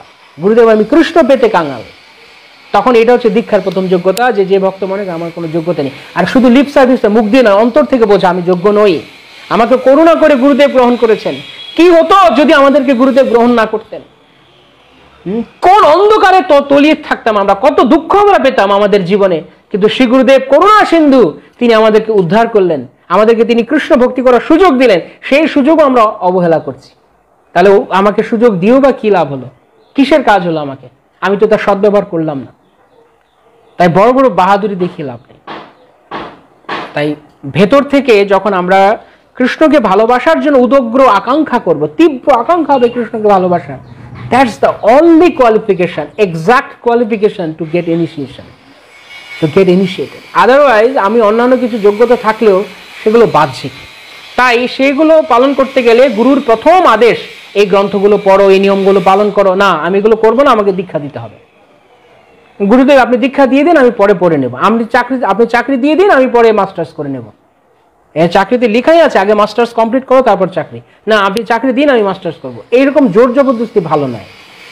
তাই ইঁচড়ে পাকা বৈরাগী ভক্তি বিনোদ ঠাকুর যেমন বলছে, ঘর ছাড়লে পরে কি, ঘর ছাড়লে পরে তারে ইঁচড়ে পাকা বৈরাগী কয়। যার ভেতরে এখনো কৃষ্ণ জন্য পাগলামি হয়নি, সে অযথা ঘর ছাড় ইঁচড়ে পাকা বৈরাগী, দুদিন পর আবার ফিরবে, এবং ফিরবে তো ফিরবে, একদম জঘন্যভাবে ফিরবে, অধপতন হয়ে ফিরবে। এই জন্য অনেক সময় অনেকে দেখা যায় যে অনেকে অযথা বিভিন্ন আশ্রম গ্রহণ করে, কিন্তু কিছুদিন পর আশ্রমের কিরে কালার চেঞ্জ হয়ে গেলো, কি ব্যাপার, কারণ আসলে আশ্রমের যোগ্য নয়। কেউ আছে ম্যাচুরলি সিদ্ধান্ত নিয়ে আশ্রম চেঞ্জ করছে, কিন্তু হুটহাট করে এই জন্য কোনো একটা রং করে নিলাম। রং করাটা বড় বিষয় না, রং করতে বেশিক্ষণ লাগে না, 2 মিনিট লাগে। বালতিতে রং নেবেন, রং গুলবেন, জল কাপড় ভিজিয়ে দেবেন, রং হয়ে যাবে। কিন্তু দেখতে হবে আমি কতদূর এই রংকে কন্টিনিউ করতে পারবো। আমার ভেতরে রংটা বড় কথা, বাইরে কি রং আছে। বেলুন সাদা হলে উড়ে, বেলুন লাল হলে উড়ে, এমন নয় যে শুধু লাল বেলুন ওড়ে। যার ভক্তি রয়েছে ভেতরে গ্যাস থাকতে হবে, তাহলে বেলুন উড়বে। যার ভক্তি রয়েছে সে ভক্তির জীবন এমনিতে এগিয়ে যাবে। সাদা লাল নীল হলুদ কালো বেগুনি এসব পার্থক্য নয়, কিন্তু আমরা এইসব মনে করি যে বড় ভক্ত মানে তাকে শুধু লাল হতে হবে। না, গৃহে থাকো বনে থাকো সদা হরি বলে ডাকো। গুরু মহারাজ প্রতিদিন ক্লাসে কথা বলছেন যে গৃহস্থ হও, ব্রহ্মচারী হও, বানপ্রস্থ, সন্ন্যাসী হও, দ্যাট ডাজন্ট ম্যাটার, কেবল কৃষ্ণ সেবা করে যাও। তুমি যে আশ্রমেই থাকো না কেন, আমাদের আচার্যগণ সেই শিক্ষা দিয়েছে। শিল প্রভুপাদ সন্ন্যাসী হয়ে সারা জগৎ জুড়ে প্রচার করেছেন, কিন্তু প্রভুপাদ যখন গৃহস্থ আশ্রমে ছিলেন তখনও প্রভুপাদ শুদ্ধ ভক্তি অনুসরণ করেছেন, তখনও প্রভুপাদ আদর্শ ছিলেন। গৌড়ীয় মঠে গেলে প্রভুপাদকে ক্লাস দিতে দিত, প্রভুপাদকে ক্লাসের জন্য ব্যাসাসন দিত, অথচ সেখানে ভক্তি প্রদীপ তীর্থ মহারাজ আরো বড় বড় মহারাজেরা তখন ছিল, কিন্তু প্রভুপাদ গেলে প্রভুপাদ ক্লাস দিতে দিতেন। যদিও প্রভুপাদ তখন অভয়বাবু গৃহস্থ, বিশেষ করে ভক্তি প্রদীপ তীর্থ মহারাজ বলতেন না না, ওনাকে আমাদের গুরু মহারাজ পছন্দ করেন, গুরু মহারাজ ওনাকে ভালোবাসেন, তার মানে উনি নিশ্চয়ই যোগ্য ব্যক্তি, ওনাকে তোমরা ক্লাসে দিবে যখন মন্দিরে আসবে। এই জন্য এইভাবে বোঝা যাবে না, আসলে এই সূক্ষ্ম বিচার রয়েছে ভক্তিতে, তা আমরা এইভাবে বুঝতে পারবো না। তাই একলব্যের গুরু ভক্তি, বা এই যে যেমন আমরা বলছিলাম রাবণের দেশপ্রেম, তো ওই রকম মূর্খ কবি সাহিত্যিকদের কবিতা পড়লে তো আপনি রাবণকে দেশপ্রেমিকই বলবেন। যার গোড়ায় গলদ তার কোনো কিছু করে লাভ নেই, যে এক জায়গাতে যেমন একলব্য গোড়ায় গলদ করে বসেছিল, তাই বাকি কিছু করলেও তো অস্ত্রবিদ্যায় বড় হলেও তার কোনো লাভ নেই। যেমন অনেকে বলে কর্ণকে মহাবীর বলে, কর্ণ কৃষ্ণকে ভিলেন বলে, কর্ণকে হিরো বলে। কৃষ্ণ কিসের ভিলেন আর কর্ণ কিসের হিরো? তাদের বিচারে কর্ণ হচ্ছে মহাবীর, কর্ণকে কৃষ্ণ ইচ্ছে করে অর্জুনের কাছে হারিয়েছেন, বিকজ অর্জুন ভক্ত, তাই অর্জুনের অধিকার রয়েছে কুরুক্ষেত্রে যুদ্ধের মহানায়ক হওয়ার, কর্ণের কোনো অধিকার নেই, কারণ কর্ণ ভগবানের ভক্ত ছিলেন না। কিন্তু জড়জগতের লোক কর্ণকে খুব দাম দেয়, আজকালকার দিনে ছেলে মেয়েদের নামও দেয় কর্ণ, কারণ করণ করণ করণ কর্ণ, কর্ণকে খুব বড় নাম দেয়। কেন কর্ণ নাম? কর্ণ তো কৃষ্ণ বিদ্বেষী। কর্ণের অনেক বড় গুণ ছিল, কর্ণ মহাবীর, কর্ণ মহাদাতা ছিল, এই ছিল ওই ছিল, অনেক অস্ত্রবিদ্যা জানতো, ফাইন, কিন্তু যদি কৃষ্ণ ভক্তি না থাকে তাহলে সমস্ত গুণ তার কাছে zero, zero, checklist zero, checklist থাকে না, টিক মার্ক জিরো, যদি কারো ভক্তি না থাকে, যদি কৃষ্ণের আনুগত্যে না আসে। তাই কর্ণ অনেক বড় গুণ থেকেও কর্ণকে কৃষ্ণ জিরো বানিয়ে দিয়েছেন, কুরুক্ষেত্রের যুদ্ধের বিলীন করে দিয়েছে। কর্ণকে পরাস্ত হতে যে অর্জুন উঠে গেছেন, কারণ অর্জুন ভগবানের আনুগত্য স্বীকার করেছেন। কর্ণকে ভগবান বলেছিলেন তুমি আমার পক্ষে আসো, তুমি যুদ্ধ করো, তুমি পাণ্ডব পক্ষে আসো। কর্ণ বলছেন আমি যুদ্ধ করবো না, আমি দুর্যোধনের আনুগত্য থাকবো। কেন? দুর্যোধন আমাকে বিপদের সময় রক্ষা করে, সে তথাকথিত বন্ধুত্বের প্রতিদান দিতে গেছে। বন্ধুত্ব এসব জড়জাগতিক, কিন্তু কৃষ্ণের নির্দেশ সবার উপরে, ভগবানের আজ্ঞা সবচেয়ে বড় বলবান। তো ভগবান হচ্ছে তুমি পাণ্ডব পক্ষে আসো না, দুর্যোধন আমাকে সাহায্য করছে, আমি দুর্যোধনের পক্ষে যাব। কিন্তু যেহেতু কর্ণের জড়জাগতিক বিচার বুদ্ধি ছিল, ভক্তি বিচার ছিল না, তাই কৃষ্ণ তাকে পরাস্ত করিয়ে দেখিয়ে দিলেন যে প্রকৃতপক্ষে কৃষ্ণ ভক্তরাই জয় লাভ করবে, তুমি জয় লাভ করবে না। কর্ণ যদি পাণ্ডব পক্ষে চলে আসতেন তাহলে কর্ণ কোনোদিনও তার এই পরিণতি হতো না। কৃষ্ণ কর্ণকেও রক্ষা করতেন। কেন? নমে ভক্তা প্রণশ্যতি, আমি প্রতিজ্ঞা করেছি আমার ভক্তের বিনাশে, কিন্তু কর্ণ তো আমার ভক্ত হতে আসলো না। আমি তোকে অপশন দিয়েছিলাম, আমি ওকে সাজেস্ট করেছিলাম তুমি আমার দলে চলে আসো, কিন্তু কর্ণ তা মানে নেই, তাই কর্ণকে ভগবান পরাস্ত করলেন। আর লোকেরা যারা বলে দেখুন লোকেরা যারা বলে কর্ণ মহাবীর, কর্ণকে এভাবে কৃষ্ণ অন্যায়ভাবে মারল। ওই দিন একজন লোক এসে কলকাতা থেকে একজন এসে আমার সাথে বলছে আমি ভগবত গীতা কেন পড়ি না জানেন তো, কৃষ্ণ অনেক এই সে উল্টো পাল্টা কাজ করছে, কর্ণ কাজ। আমি বললাম আপনি কর্ণকে কি জানেন? আপনি কর্ণকে শুধু জানেন ও বড় মহাবীর ছিল, কিন্তু কর্ণ যে একটা অনেক বড় দুষ্ট ছিল সেই দুষ্টুমি আপনি জানেন? হ্যাঁ, সে তো আপনি জানেন না। যখন ভগবানের শুদ্ধ ভক্ত দ্রৌপদী তাকে যখন ভরা সভা অপমান করলো, তখন কর্ণ প্রথম বলেছে দ্রৌপদীকে অপমান করার কথা। এই বুদ্ধি দুর্যোধনকে কর্ণ দিয়েছে। তো বৈষ্ণব অপরাধী, বৈষ্ণবীর চরণে অপরাধ করেছে কর্ণ। একজন বৈষ্ণব অপরাধী কখনো সে জয় পেতে পারে না। যখন কুরুক্ষেত্র যুদ্ধ চলাকালীন সময়ে ভগবানের মহান ভক্ত অভিমন্যু তিনি যখন 7 জন মহারথীর দ্বারা আক্রান্ত হয়েছে, তখন সবচেয়ে বেশি টর্চার করেছে কর্ণ। তো সেই সমস্ত গুলো কেউ দেখছে না, সেই সমস্ত বিচারগুলো কর্ণের এতগুলো ভুল কেউ দেখছে না। শুধু এক জায়গাতে কর্ণকে কৃষ্ণ চিট করেছে। কর্ণ যে আগে বহুবার চিট করেছে, কর্ণ যে চিট করে অভিমন্যুকে মেরেছে তার কি বিচার হবে? তাই ভগবান বলরাম যখন এসে বলছে এই দুর্যোধনকে ভীম এইভাবে কেন মারছে, তখন কৃষ্ণ ঠাস ঠাস জবাব দিয়েছে মুখের উপরে, রাইট অন হিজ ফেস, তার দাদাকে, যে দাদা তুমি এখন কুরুক্ষেত্রের যুদ্ধের শেষে এসে বলছো দুর্যোধনকে কেন অন্যায় করে মানা। আর দুর্যোধনের যে অন্যায়ের লিস্ট, এত বড় লিস্ট, সে সময় তুমি কোথায় ছিলে? তখন কেন তুমি পালিয়ে গেলে, কুরুক্ষেত্রের যুদ্ধে অংশগ্রহণ করলে না? দারুণ দারুণ ইন্টারেস্টিং। তাই ভগবানের সাথে যুক্তি দিয়ে কোনো লাভ নেই। আর যদি কেউ তবুও মনে করে না আমি বিদ্রোহ করবো, করতে পারে। এই কথা আমাকে অনেকে বলে যে আমরা ভগবানের সাথে বিদ্রোহ করবো বা এরকম, হ্যাঁ এরকম অনেকে বলে। কিন্তু আমি তখন তাদেরকে একটা কথাই বলি, কি আপনি যদি ভগবানের সাথে বিদ্রোহ করতে চান, ইউ আর মোস্ট ওয়েলকাম।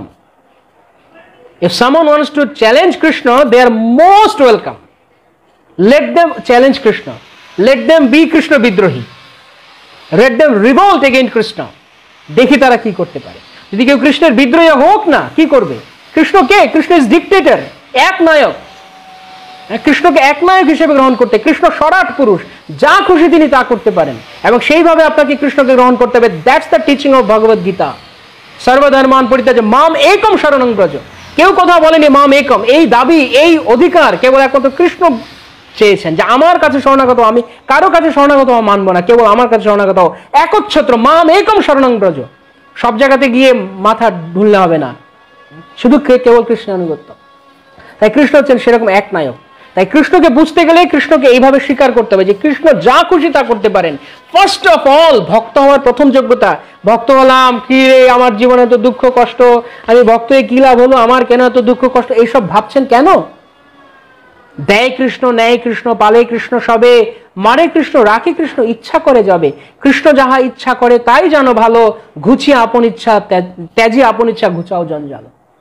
এই হচ্ছে ভগবত শরণাগতি। কৃষ্ণ যা খুশি তা করতে পারেন, এই রাইট, এই অধিকার সম্পূর্ণরূপে কৃষ্ণের আছে, এবং সেই অধিকার কৃষ্ণকে এক্সারসাইজ করতে দিন। Let him exercise his own right. কিন্তু আপনি যদি মনে করেন আপনি কৃষ্ণের সঙ্গে বিদ্রোহ করবেন, you can do that, you are most welcome, কিন্তু কিছুই করতে পারবেন না, কিছুই করতে পারবেন না। অনেকের কাছে অনেকে মনে হতে পারে শুনে যে আমি কেন এরকম এত ফোর্স নিয়ে বলছি, বিকজ আমাদের আচার্যগণ এইভাবে ফোর্সলিভলি বলেছেন, প্রভুপাদ বলেছেন, ভক্তিবিনোদ সরস্বতী ঠাকুর প্রভুপাদ বলেছেন, ভক্তিবিনোদ ঠাকুর বলেছেন, ফোর্সিভলি। তাই যারা কৃষ্ণ বিদ্রোহী হয়ে, কৃষ্ণ বিদ্বেষ হয়ে প্রতিদিন ঘন্টার পরে ঘন্টা মানুষকে কৃষ্ণের বিরুদ্ধে তারা পয়জন করে, তারা ভগবানের বিরুদ্ধে বিষোদ্গার করে, তাহলে যারা ভগবানের আনুগত্য রয়েছে তারা ভগবানের পক্ষে তাদের বিরুদ্ধে বলতে পারবে না? Why not? প্রভুপাদ বলেছেন, this is our mission. In the whole world, we should spread Krishna consciousness and we should unmask all the rascal and stupid. যে সমস্ত রাস্কেল স্টুপিডরা তারা মাস্ক পরে আছে ভালো মানুষের, ভদ্র মানুষের, তথাকথিত ধর্মধ্বজী, তাদের মুখোশ খুলে দিতেছেন প্রভুপাদ, যে প্রকৃতপক্ষে ধর্ম মানে কৃষ্ণের কাছে শরণাগত হও, সারেন্ডার আনটু কৃষ্ণ, এটাই একমাত্র ধর্ম, আমার শরণাগত হও, আর কোনো কিছু ধর্ম নেই। ধর্মের প্রথম সংজ্ঞা হচ্ছে কৃষ্ণের কাছে শরণাগত হও, কৃষ্ণকে ভগবান রূপে মানো, তার যথেচ্ছাচারকে মেনে নাও, তা হচ্ছে প্রকৃতপক্ষে তুমি ভক্ত হবে। আর আমরা দেখাচ্ছি না না এসব কি হবে, এই যেমন জড়জাগতিক বিচার, তাই তারা সহজে ভগবানের কাছে আসতে চায় না। অনেক সুকৃতিবান না হলে ভগবানের কাছে কেউ আসতে পারে না। বহুরাম জন্ম নামন্তে জ্ঞানবান মাম প্রপদ্যতে, বহু জন্মের পরে জ্ঞানী আমার কাছে শরণাগত। যে সমস্ত জ্ঞানীদেরকে আমরা এখন তালিয়া বাজাই, এরা বড় উপন্যাসিক, সাহিত্যিক, সায়েন্টিস্ট, এই সমস্ত জ্ঞানী বহু জন্ম আসার পর তারা ভগবানকে বাসুদেব সর্বমিতি সমাত্মা সুদুর্লভ, তারা ভগবানকে তখন মানবে, তখন তারা ভগবানের ভগবত্তাকে তারা স্বীকার করতে পারবে, বুঝতে পারবে, তখন গিয়ে তারা শ্রেষ্ঠ। তাই এই যে যে সমস্ত তথাকথিত একলব্য বা এই যে যাদের নাম বললাম আমি, যাদেরকে জড়জাগতিক বিচারে দেশপ্রেম এই সেই, লাভ নেই, গোড়ায় গলদ, বিচারে ভুল। যেমন আপনারা ভার্নিয়ার ক্যালিপার্স দেখেছেন না, যারা সায়েন্স ব্যাকগ্রাউন্ডে পড়াশোনা করেছেন, ভার্নিয়ার ক্যালিপার্স প্র্যাকটিক্যালি দেখায়, ভার্নিয়ার ক্যালিপার্স। তো ভার্নিয়ার ক্যালিপার্স বা ভার্নিয়ার স্কেল, সেখানে এরর ফার্স্টে 0 করতে হয়।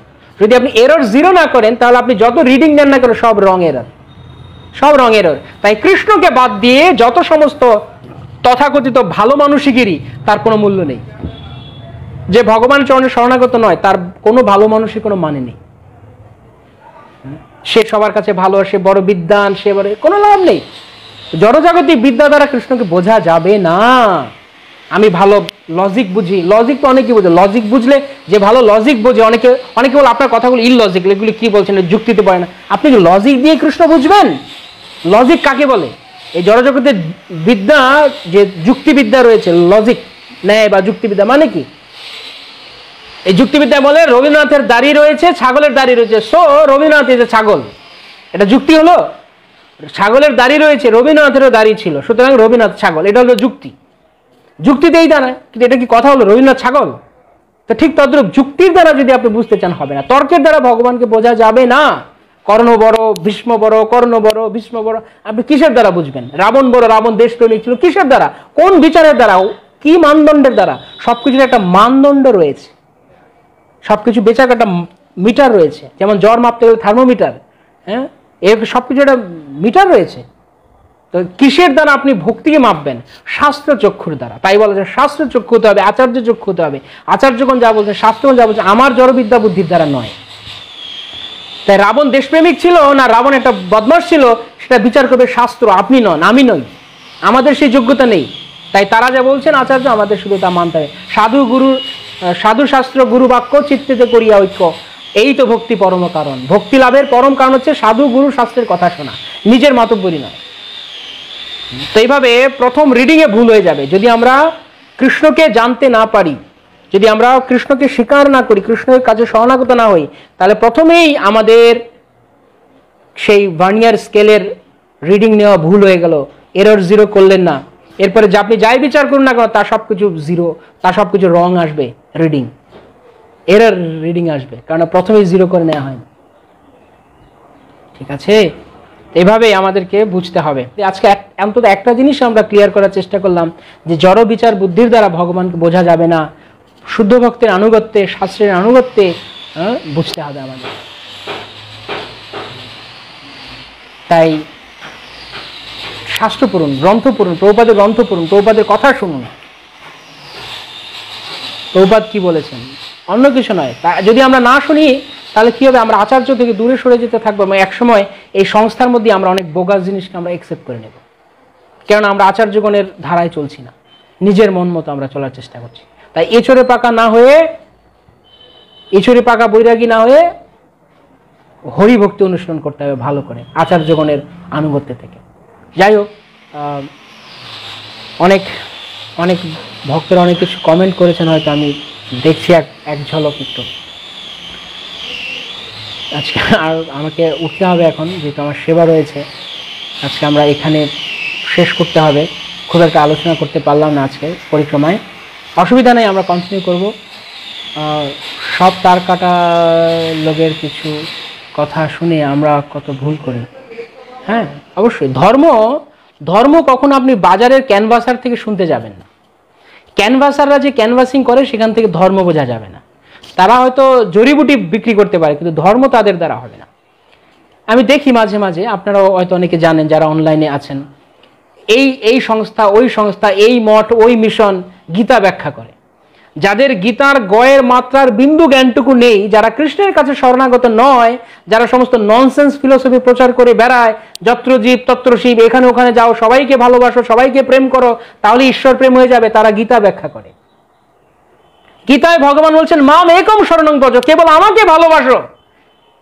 তাহলে তুমি আপনি সবাইকে ভালোবাসতে। আর তারা বলবে কোথায় তুমি ভগবানকে, কোথায় তোমার সামনে এত ভগবানের ছড়াছড়ি, সেই ভগবানের ছড়াছড়ি রেখে তুমি কোথায় যাচ্ছ মন্দিরে ভগবান খুঁজতে? এই তো ভগবান, এই যে গরিব দুস্থ লোক, এই পাঠা নারায়ণ, দরিদ্র নারায়ণ, ছাগল নারায়ণ, এদের পূজা করো। প্রভুপাদ বলছেন হ্যাঁ এই তো অবস্থা। ওরা নারায়ণকেও আজকাল দিনে দরিদ্র বানিয়ে দিয়েছে, যে লক্ষ্মীপতি নারায়ণ তাকে দরিদ্র নারায়ণ বানিয়ে পূজা করছে। আর সেই দরিদ্র নারায়ণের পূজা করছে কি দিয়ে? পাঠা নারায়ণ আর মুরগি নারায়ণ দিয়ে। যদি তাই হয়, প্রতিটি জীবের হৃদয়ে নারায়ণ রয়েছেন বলেই জীব নারায়ণ, তাহলে পাঠাও তো নারায়ণ, মুরগিও তো নারায়ণ। তাহলে মুরগি পাঠা কাটছো কেন? মুরগি পাঠা কেটে তুমি আরেক নারায়ণের সেবা করছো। যুক্তিতে আসে না এই কথাগুলো মানুষের? কিছু কিছু বড় বড় ডিগ্রিধারী ব্যক্তি, যারা বড় বড় ডিগ্রি নিয়েছে, তারা এই সমস্ত লোকের পেছনে ঘোরে। তারা বলে ও মহারাজ আপনি যা ব্যাখ্যা দিলেন, আহা হৃদয় জুড়িয়ে গেল। ওই জড়বিদ্যায় এই একলব্যের মতো মূর্খকেই তারা মানবে। মূর্খের পেছনে মূর্খেরাই যায়। যার ভগবদ্গীতা ভগবান স্পষ্ট বলছেন, একদম সোজা বাংলা, আমার শরণাগত হও। তারা বলছে না না, তুমি যাকে খুশি তাকে ভালোবাসো, সব এক, সব রাস্তায় এক, যেদিকেই যাও। প্রভুপাদ বলেন যারা বলে সবই এক, তারা ওই মাথা মোটা লোক। সবই এক হয় নাকি? সবই এক, ব্রাহ্মণ চণ্ডাল গরু গাধা ছাগল সব এক? কখনো সব এক হতে পারে না। তাই আমাদেরকে বুঝতে হবে যে সবকিছু এক নয়, সবকিছু একটা যার যথাযথ রয়েছে। সবই কি এক হবে? যদি সব এক হয়, তাহলে আপনি কেন স্কুলে ভর্তি হওয়ার সময় আপনি কেন ভালো স্কুল খোঁজেন? কেন বলুন, উত্তর দিন। সেই সমস্ত ব্যক্তিদের কাছে আমার প্রশ্ন, যে সবই যদি এক হয়, সবাইকে ভালোবাসো, তাহলেই হয়ে যাবে একই। যেদিকেই যাও, যে রাস্তাতেই হাঁটো, সবই এক। তাহলে আপনি স্কুল কলেজ খোঁজার সময়, অ্যাডমিশন সময় আপনি ভালো কলেজ স্কুল খোঁজেন কেন? তখন আপনি সব এক, তাহলে গ্রামের একটা ভাঙাচোরা স্কুলে ভর্তি হন না কেন? সবই যদি এক হয়, তাহলে আরেকটা প্রশ্ন, তাহলে আপনাদের দিকে আপনারা মঠ মিশনে টানেন কেন? যারা ভগবানের কৃষ্ণ ভক্তি করতে চায়, তাদেরকে কেন আপনি এসে বলেন না না তোমরা দরিদ্র নারায়ণের সেবা করো? আর দরিদ্র নারায়ণের সেবা করতে গিয়ে যত পাঠা নারায়ণকে কাটো নাকি? যত সমস্ত উল্টো পাল্টা কথাবার্তা লোক বলে বেড়াচ্ছে। আর সবচেয়ে দুঃখ লাগে এইটাই, তারা বলছে বলুক, কিন্তু তাদের বলার দিকে আছে, হ্যাঁ মুখ আছে বলবে, কিন্তু যারা জ্ঞানী গুণী লোক কলেজ বিশ্ববিদ্যালয়ে পড়েছে, তারা পর্যন্ত এই সমস্ত বোকাদের কথা শোনে। তারা ভগবদ্গীতা পড়ে না। নিজে খুলে দেখুন ভগবদ্গীতায় কি লিখেছে। ভগবান স্বয়ং বলেছেন প্রাঞ্জল ভাষা, আপনাকে ওই সমস্ত লোকদের মাধ্যমে যেতে হবে না। তাই surrender unto Krishna, Krishna is demanded that, কৃষ্ণর দাবি আমার কাছে শরণাগত হও।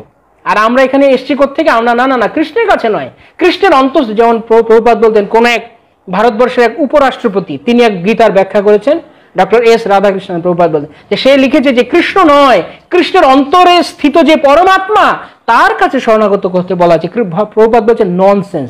কৃষ্ণের আবার পরমাত্মা হয় নাকি? কৃষ্ণ তো স্বয়ং ভগবান, তার দেহ আর আত্মার পার্থক্য কি? কিন্তু যারা মায়াবাদী, তারা এইভাবেই বোঝায় যে সবই এক, হ্যাঁ, যে অযথা ব্যাখ্যা করে, তারা গীতা ব্যাখ্যা করে।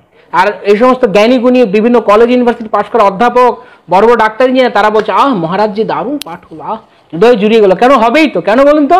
কারণ কলিযুগে সব পৃথিবীতে যা কিছু ধর্ম নামে চলে, ভাগবত কহে তাহা পরিপূর্ণ চলে, ভক্তিবিনোদ ঠাকুর বলেছেন। এই কলিযুগে ধর্মের নামে যা চলছে সব অধর্ম। ধর্ম কেবল একটাই সংজ্ঞা, ধর্ম তো সাক্ষাৎ ভগবত প্রণীতম। কেবল ভগবানের সেবা করো, কেবল কৃষ্ণের চরণে শরণাগত, তার মানে হচ্ছে ধর্ম। ধর্ম মানে আমার ব্যাখ্যা তোমার ব্যাখ্যা নয়। ধর্ম মানে ডেমোক্রেসি না, আমার ভাই তোমার ভাই, অমুক ভাই অমুক ভাই। এই সমস্ত স্লোগান দিয়ে ভগবান বানানো যায় না, ভোট দিয়ে ভগবান বানানো যায় না। ভগবান তো ভগবান, ভগবান কৃষ্ণস্থ ভগবান স্বয়ং। কৃষ্ণই কেবলমাত্র পরমেশ্বর ভগবান, আর কেউ নন। তাই অন্যান্য দিকে আমরা ওই সমস্ত দিকে আমরা যাব না। আমরা ভগবানের কাছে গীতা পড়ুন, ভাগবত পড়ুন, সবকিছু সেখানে সিদ্ধান্ত রয়েছে। আর ভক্তদের অধীনে যারা ভগবানকে জানে, যারা প্রেমী, ভক্তি সিদ্ধান্ত সরোজ ঠাকুর প্রভুপাদ এত যোগ্য হওয়া সত্ত্বেও, তিনি এত পড়াশোনা করা সত্ত্বেও তিনি কেন গৌরকিশোর দাস বাবাজী মহারাজের কাছে গেলেন? যে লোকটা সারা জীবনে কোনো পড়াশোনা করেনি, কোনো বিদ্যা বুদ্ধির জ্ঞান বকলম ছিলেন, কোনো কখ জ্ঞান তার ছিল না। এটা হচ্ছে জড় বিচারে, কিন্তু পারমার্থিক বিচারে তিনি ভগবানের মহান ভক্ত, কেননা তিনি ভগবানের পূর্ণরূপে সমর্পিত আত্মা। তাই গৌরকিশোর দাস বাবাজী মহারাজের কাছে এমন বড় বিদ্বান ব্যক্তি, তিনি এরকম জড়জাগতিক বিচার আপাত দৃষ্টিতে মূর্খ ব্যক্তির কাছেও তিনি দীক্ষা গ্রহণ করতে গেছেন, কারণ তিনি কৃষ্ণ দিতে পারেন। তাই যে কৃষ্ণ দিতে পারে ভক্ত, তিনি সর্বশ্রেষ্ঠ। জড়জাগতিক বিচারে যে বড় বড় স্কুল কলেজ ইউনিভার্সিটি পড়েছে তারা নয়, বা বড় বড় বুলিয়া ওড়াতে পারে, বড় বড় এইরকম সেমিনার দিয়ে উল্টো পাল্টা মানুষকে ভিন্ন দিকে ভ্রান্ত দিকে পরিচালনা, তারা নয়। তাই দেখুন, শুনুন, জানুন, বিচার করুন, তারপর গ্রহণ করুন। শুধু শুধু কারোর কথায় গিয়ে আমার কথাও গ্রহণ করতে হবে, বা ইসকনের কথাই বা প্রভুপাদের কথাই কেবল গ্রহণ করতে হবে এমন নয়। আপনার বিচার আছে, আপনার বুদ্ধি আছে, you apply it, you should utilise it. Chaitanya চন্দ্রের দয়া করো বিচার, বিচার করিলে চিত্তে পাবে চমৎকার। কখনো আমরা দাবি করি না আপনি অন্ধের মতো গ্রহণ করুন, বিচার করুন। যদি মনে হয় যুক্তিতে খাটছে তাহলে গ্রহণ করুন, আদারওয়াইজ লিভ ইট। আপনার যেখানে ভালো লাগে ওখানে যান। কিন্তু কে খাঁটি কে ভেজাল আপনাকে নির্ণয় করতে হবে। লোকের কথা শুধু পিছন পিছন তাল দিলেই হবে না। ওকে, হরে কৃষ্ণ।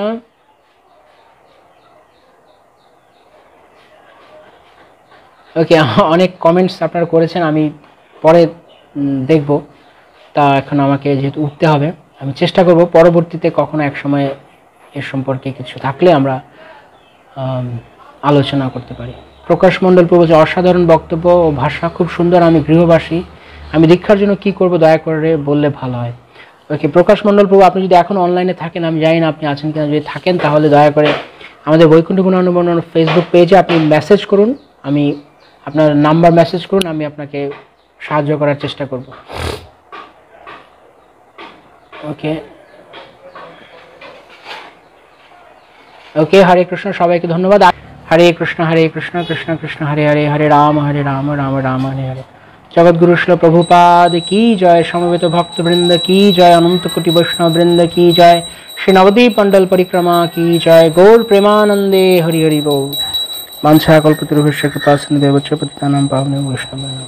যদি আমার কথায় যদি আমি যদি কাউকে কষ্ট দিয়ে থাকি, আমি কাউকে নির্দিষ্ট করে ইঙ্গিত করে বলিনি, কিন্তু যদি তার কারো কথায় আমি শুধু পয়েন্ট বলার চেষ্টা করি, যে তাই জন্য অনেক উদাহরণ এনেছি, কিন্তু কোনো ব্যক্তি বিশেষকে নয়, যদি তারপরে কারো আমার কথায় কষ্ট পান তাহলে আমি আন্তরিকভাবে ক্ষমা প্রার্থী আপনাদের কাছে। যদি আমার অনাবশ্যকভাবে আমার কথায়, অনিচ্ছাকৃতভাবে আমার কথা আপনারা কষ্ট পান, আর যে কথা শাস্ত্রের যে কথা আপনাদের জীবনে প্রয়োগ করলে আপনারা ভগবানকে ভালোবাসতে পারবেন, সে কথা আপনারা গ্রহণ করুন, আপনাদের জীবনকে ধন্য করুন। আর যা কিছু ভুলভাল হয়েছে সেগুলো আমি মূর্খ, আমি পড়াশোনা জানি না, একদম গণ্ডমূর্খ, তাই আমাকে সে মূর্খ জ্ঞানে আপনারা ক্ষমা করে দিন। আর বাকি সব কিছু আপনারা কৃষ্ণ কথাকে আপনারা গ্রহণ করুন। হরে কৃষ্ণ, সবাইকে অনেক ধন্যবাদ। শ্রীল প্রভুপাদ কি জয়, অনন্ত কোটি বৈষ্ণববৃন্দ কি জয়, ব্রহ্মমাধ গৌরীয় গুরু পরম্পরা কি জয়, গৌর প্রেমানন্দে হরি হরি বল। হরে কৃষ্ণ। আমি ধন্যবাদ জ্ঞাপন করছি মুনিগোপাল দাস প্রভুকে।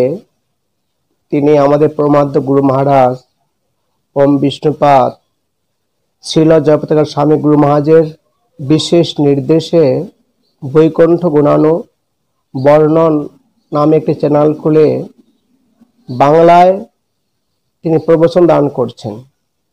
এই জন্য আমি তাকে ধন্যবাদ জ্ঞাপন করছি। আসলে মুনি গোপাল দাস তারা পারিবারিকভাবে বৈষ্ণব ফ্যামিলির সন্তান। তার পিতৃমাতৃ অনেক বড় বৈষ্ণব, তার এই ধারাবাহিকতায় সেও একজন ভালো বৈষ্ণব। তার ক্লাস আমি শ্রবণ করেছি, শুনেছি, আমাকে খুব ভালো লেগেছে। আমি আশা করব সেই ক্লাসটা চালিয়ে যাবে। আর যে সমস্ত ভক্তরা এই ক্লাসটা শ্রবণ করছেন, পারমার্থিক তাদের কল্যাণ হবে এবং পারমার্থিক প্রগতি লাভ করবে। আমি আশা করব ভক্তরা এই ক্লাসটা শ্রবণ করবেন। আর মুনিগোপাল প্রভু তিনি গুরু মহারাজের আজ্ঞা অনুসারে ক্লাসটি চালিয়ে যাবেন।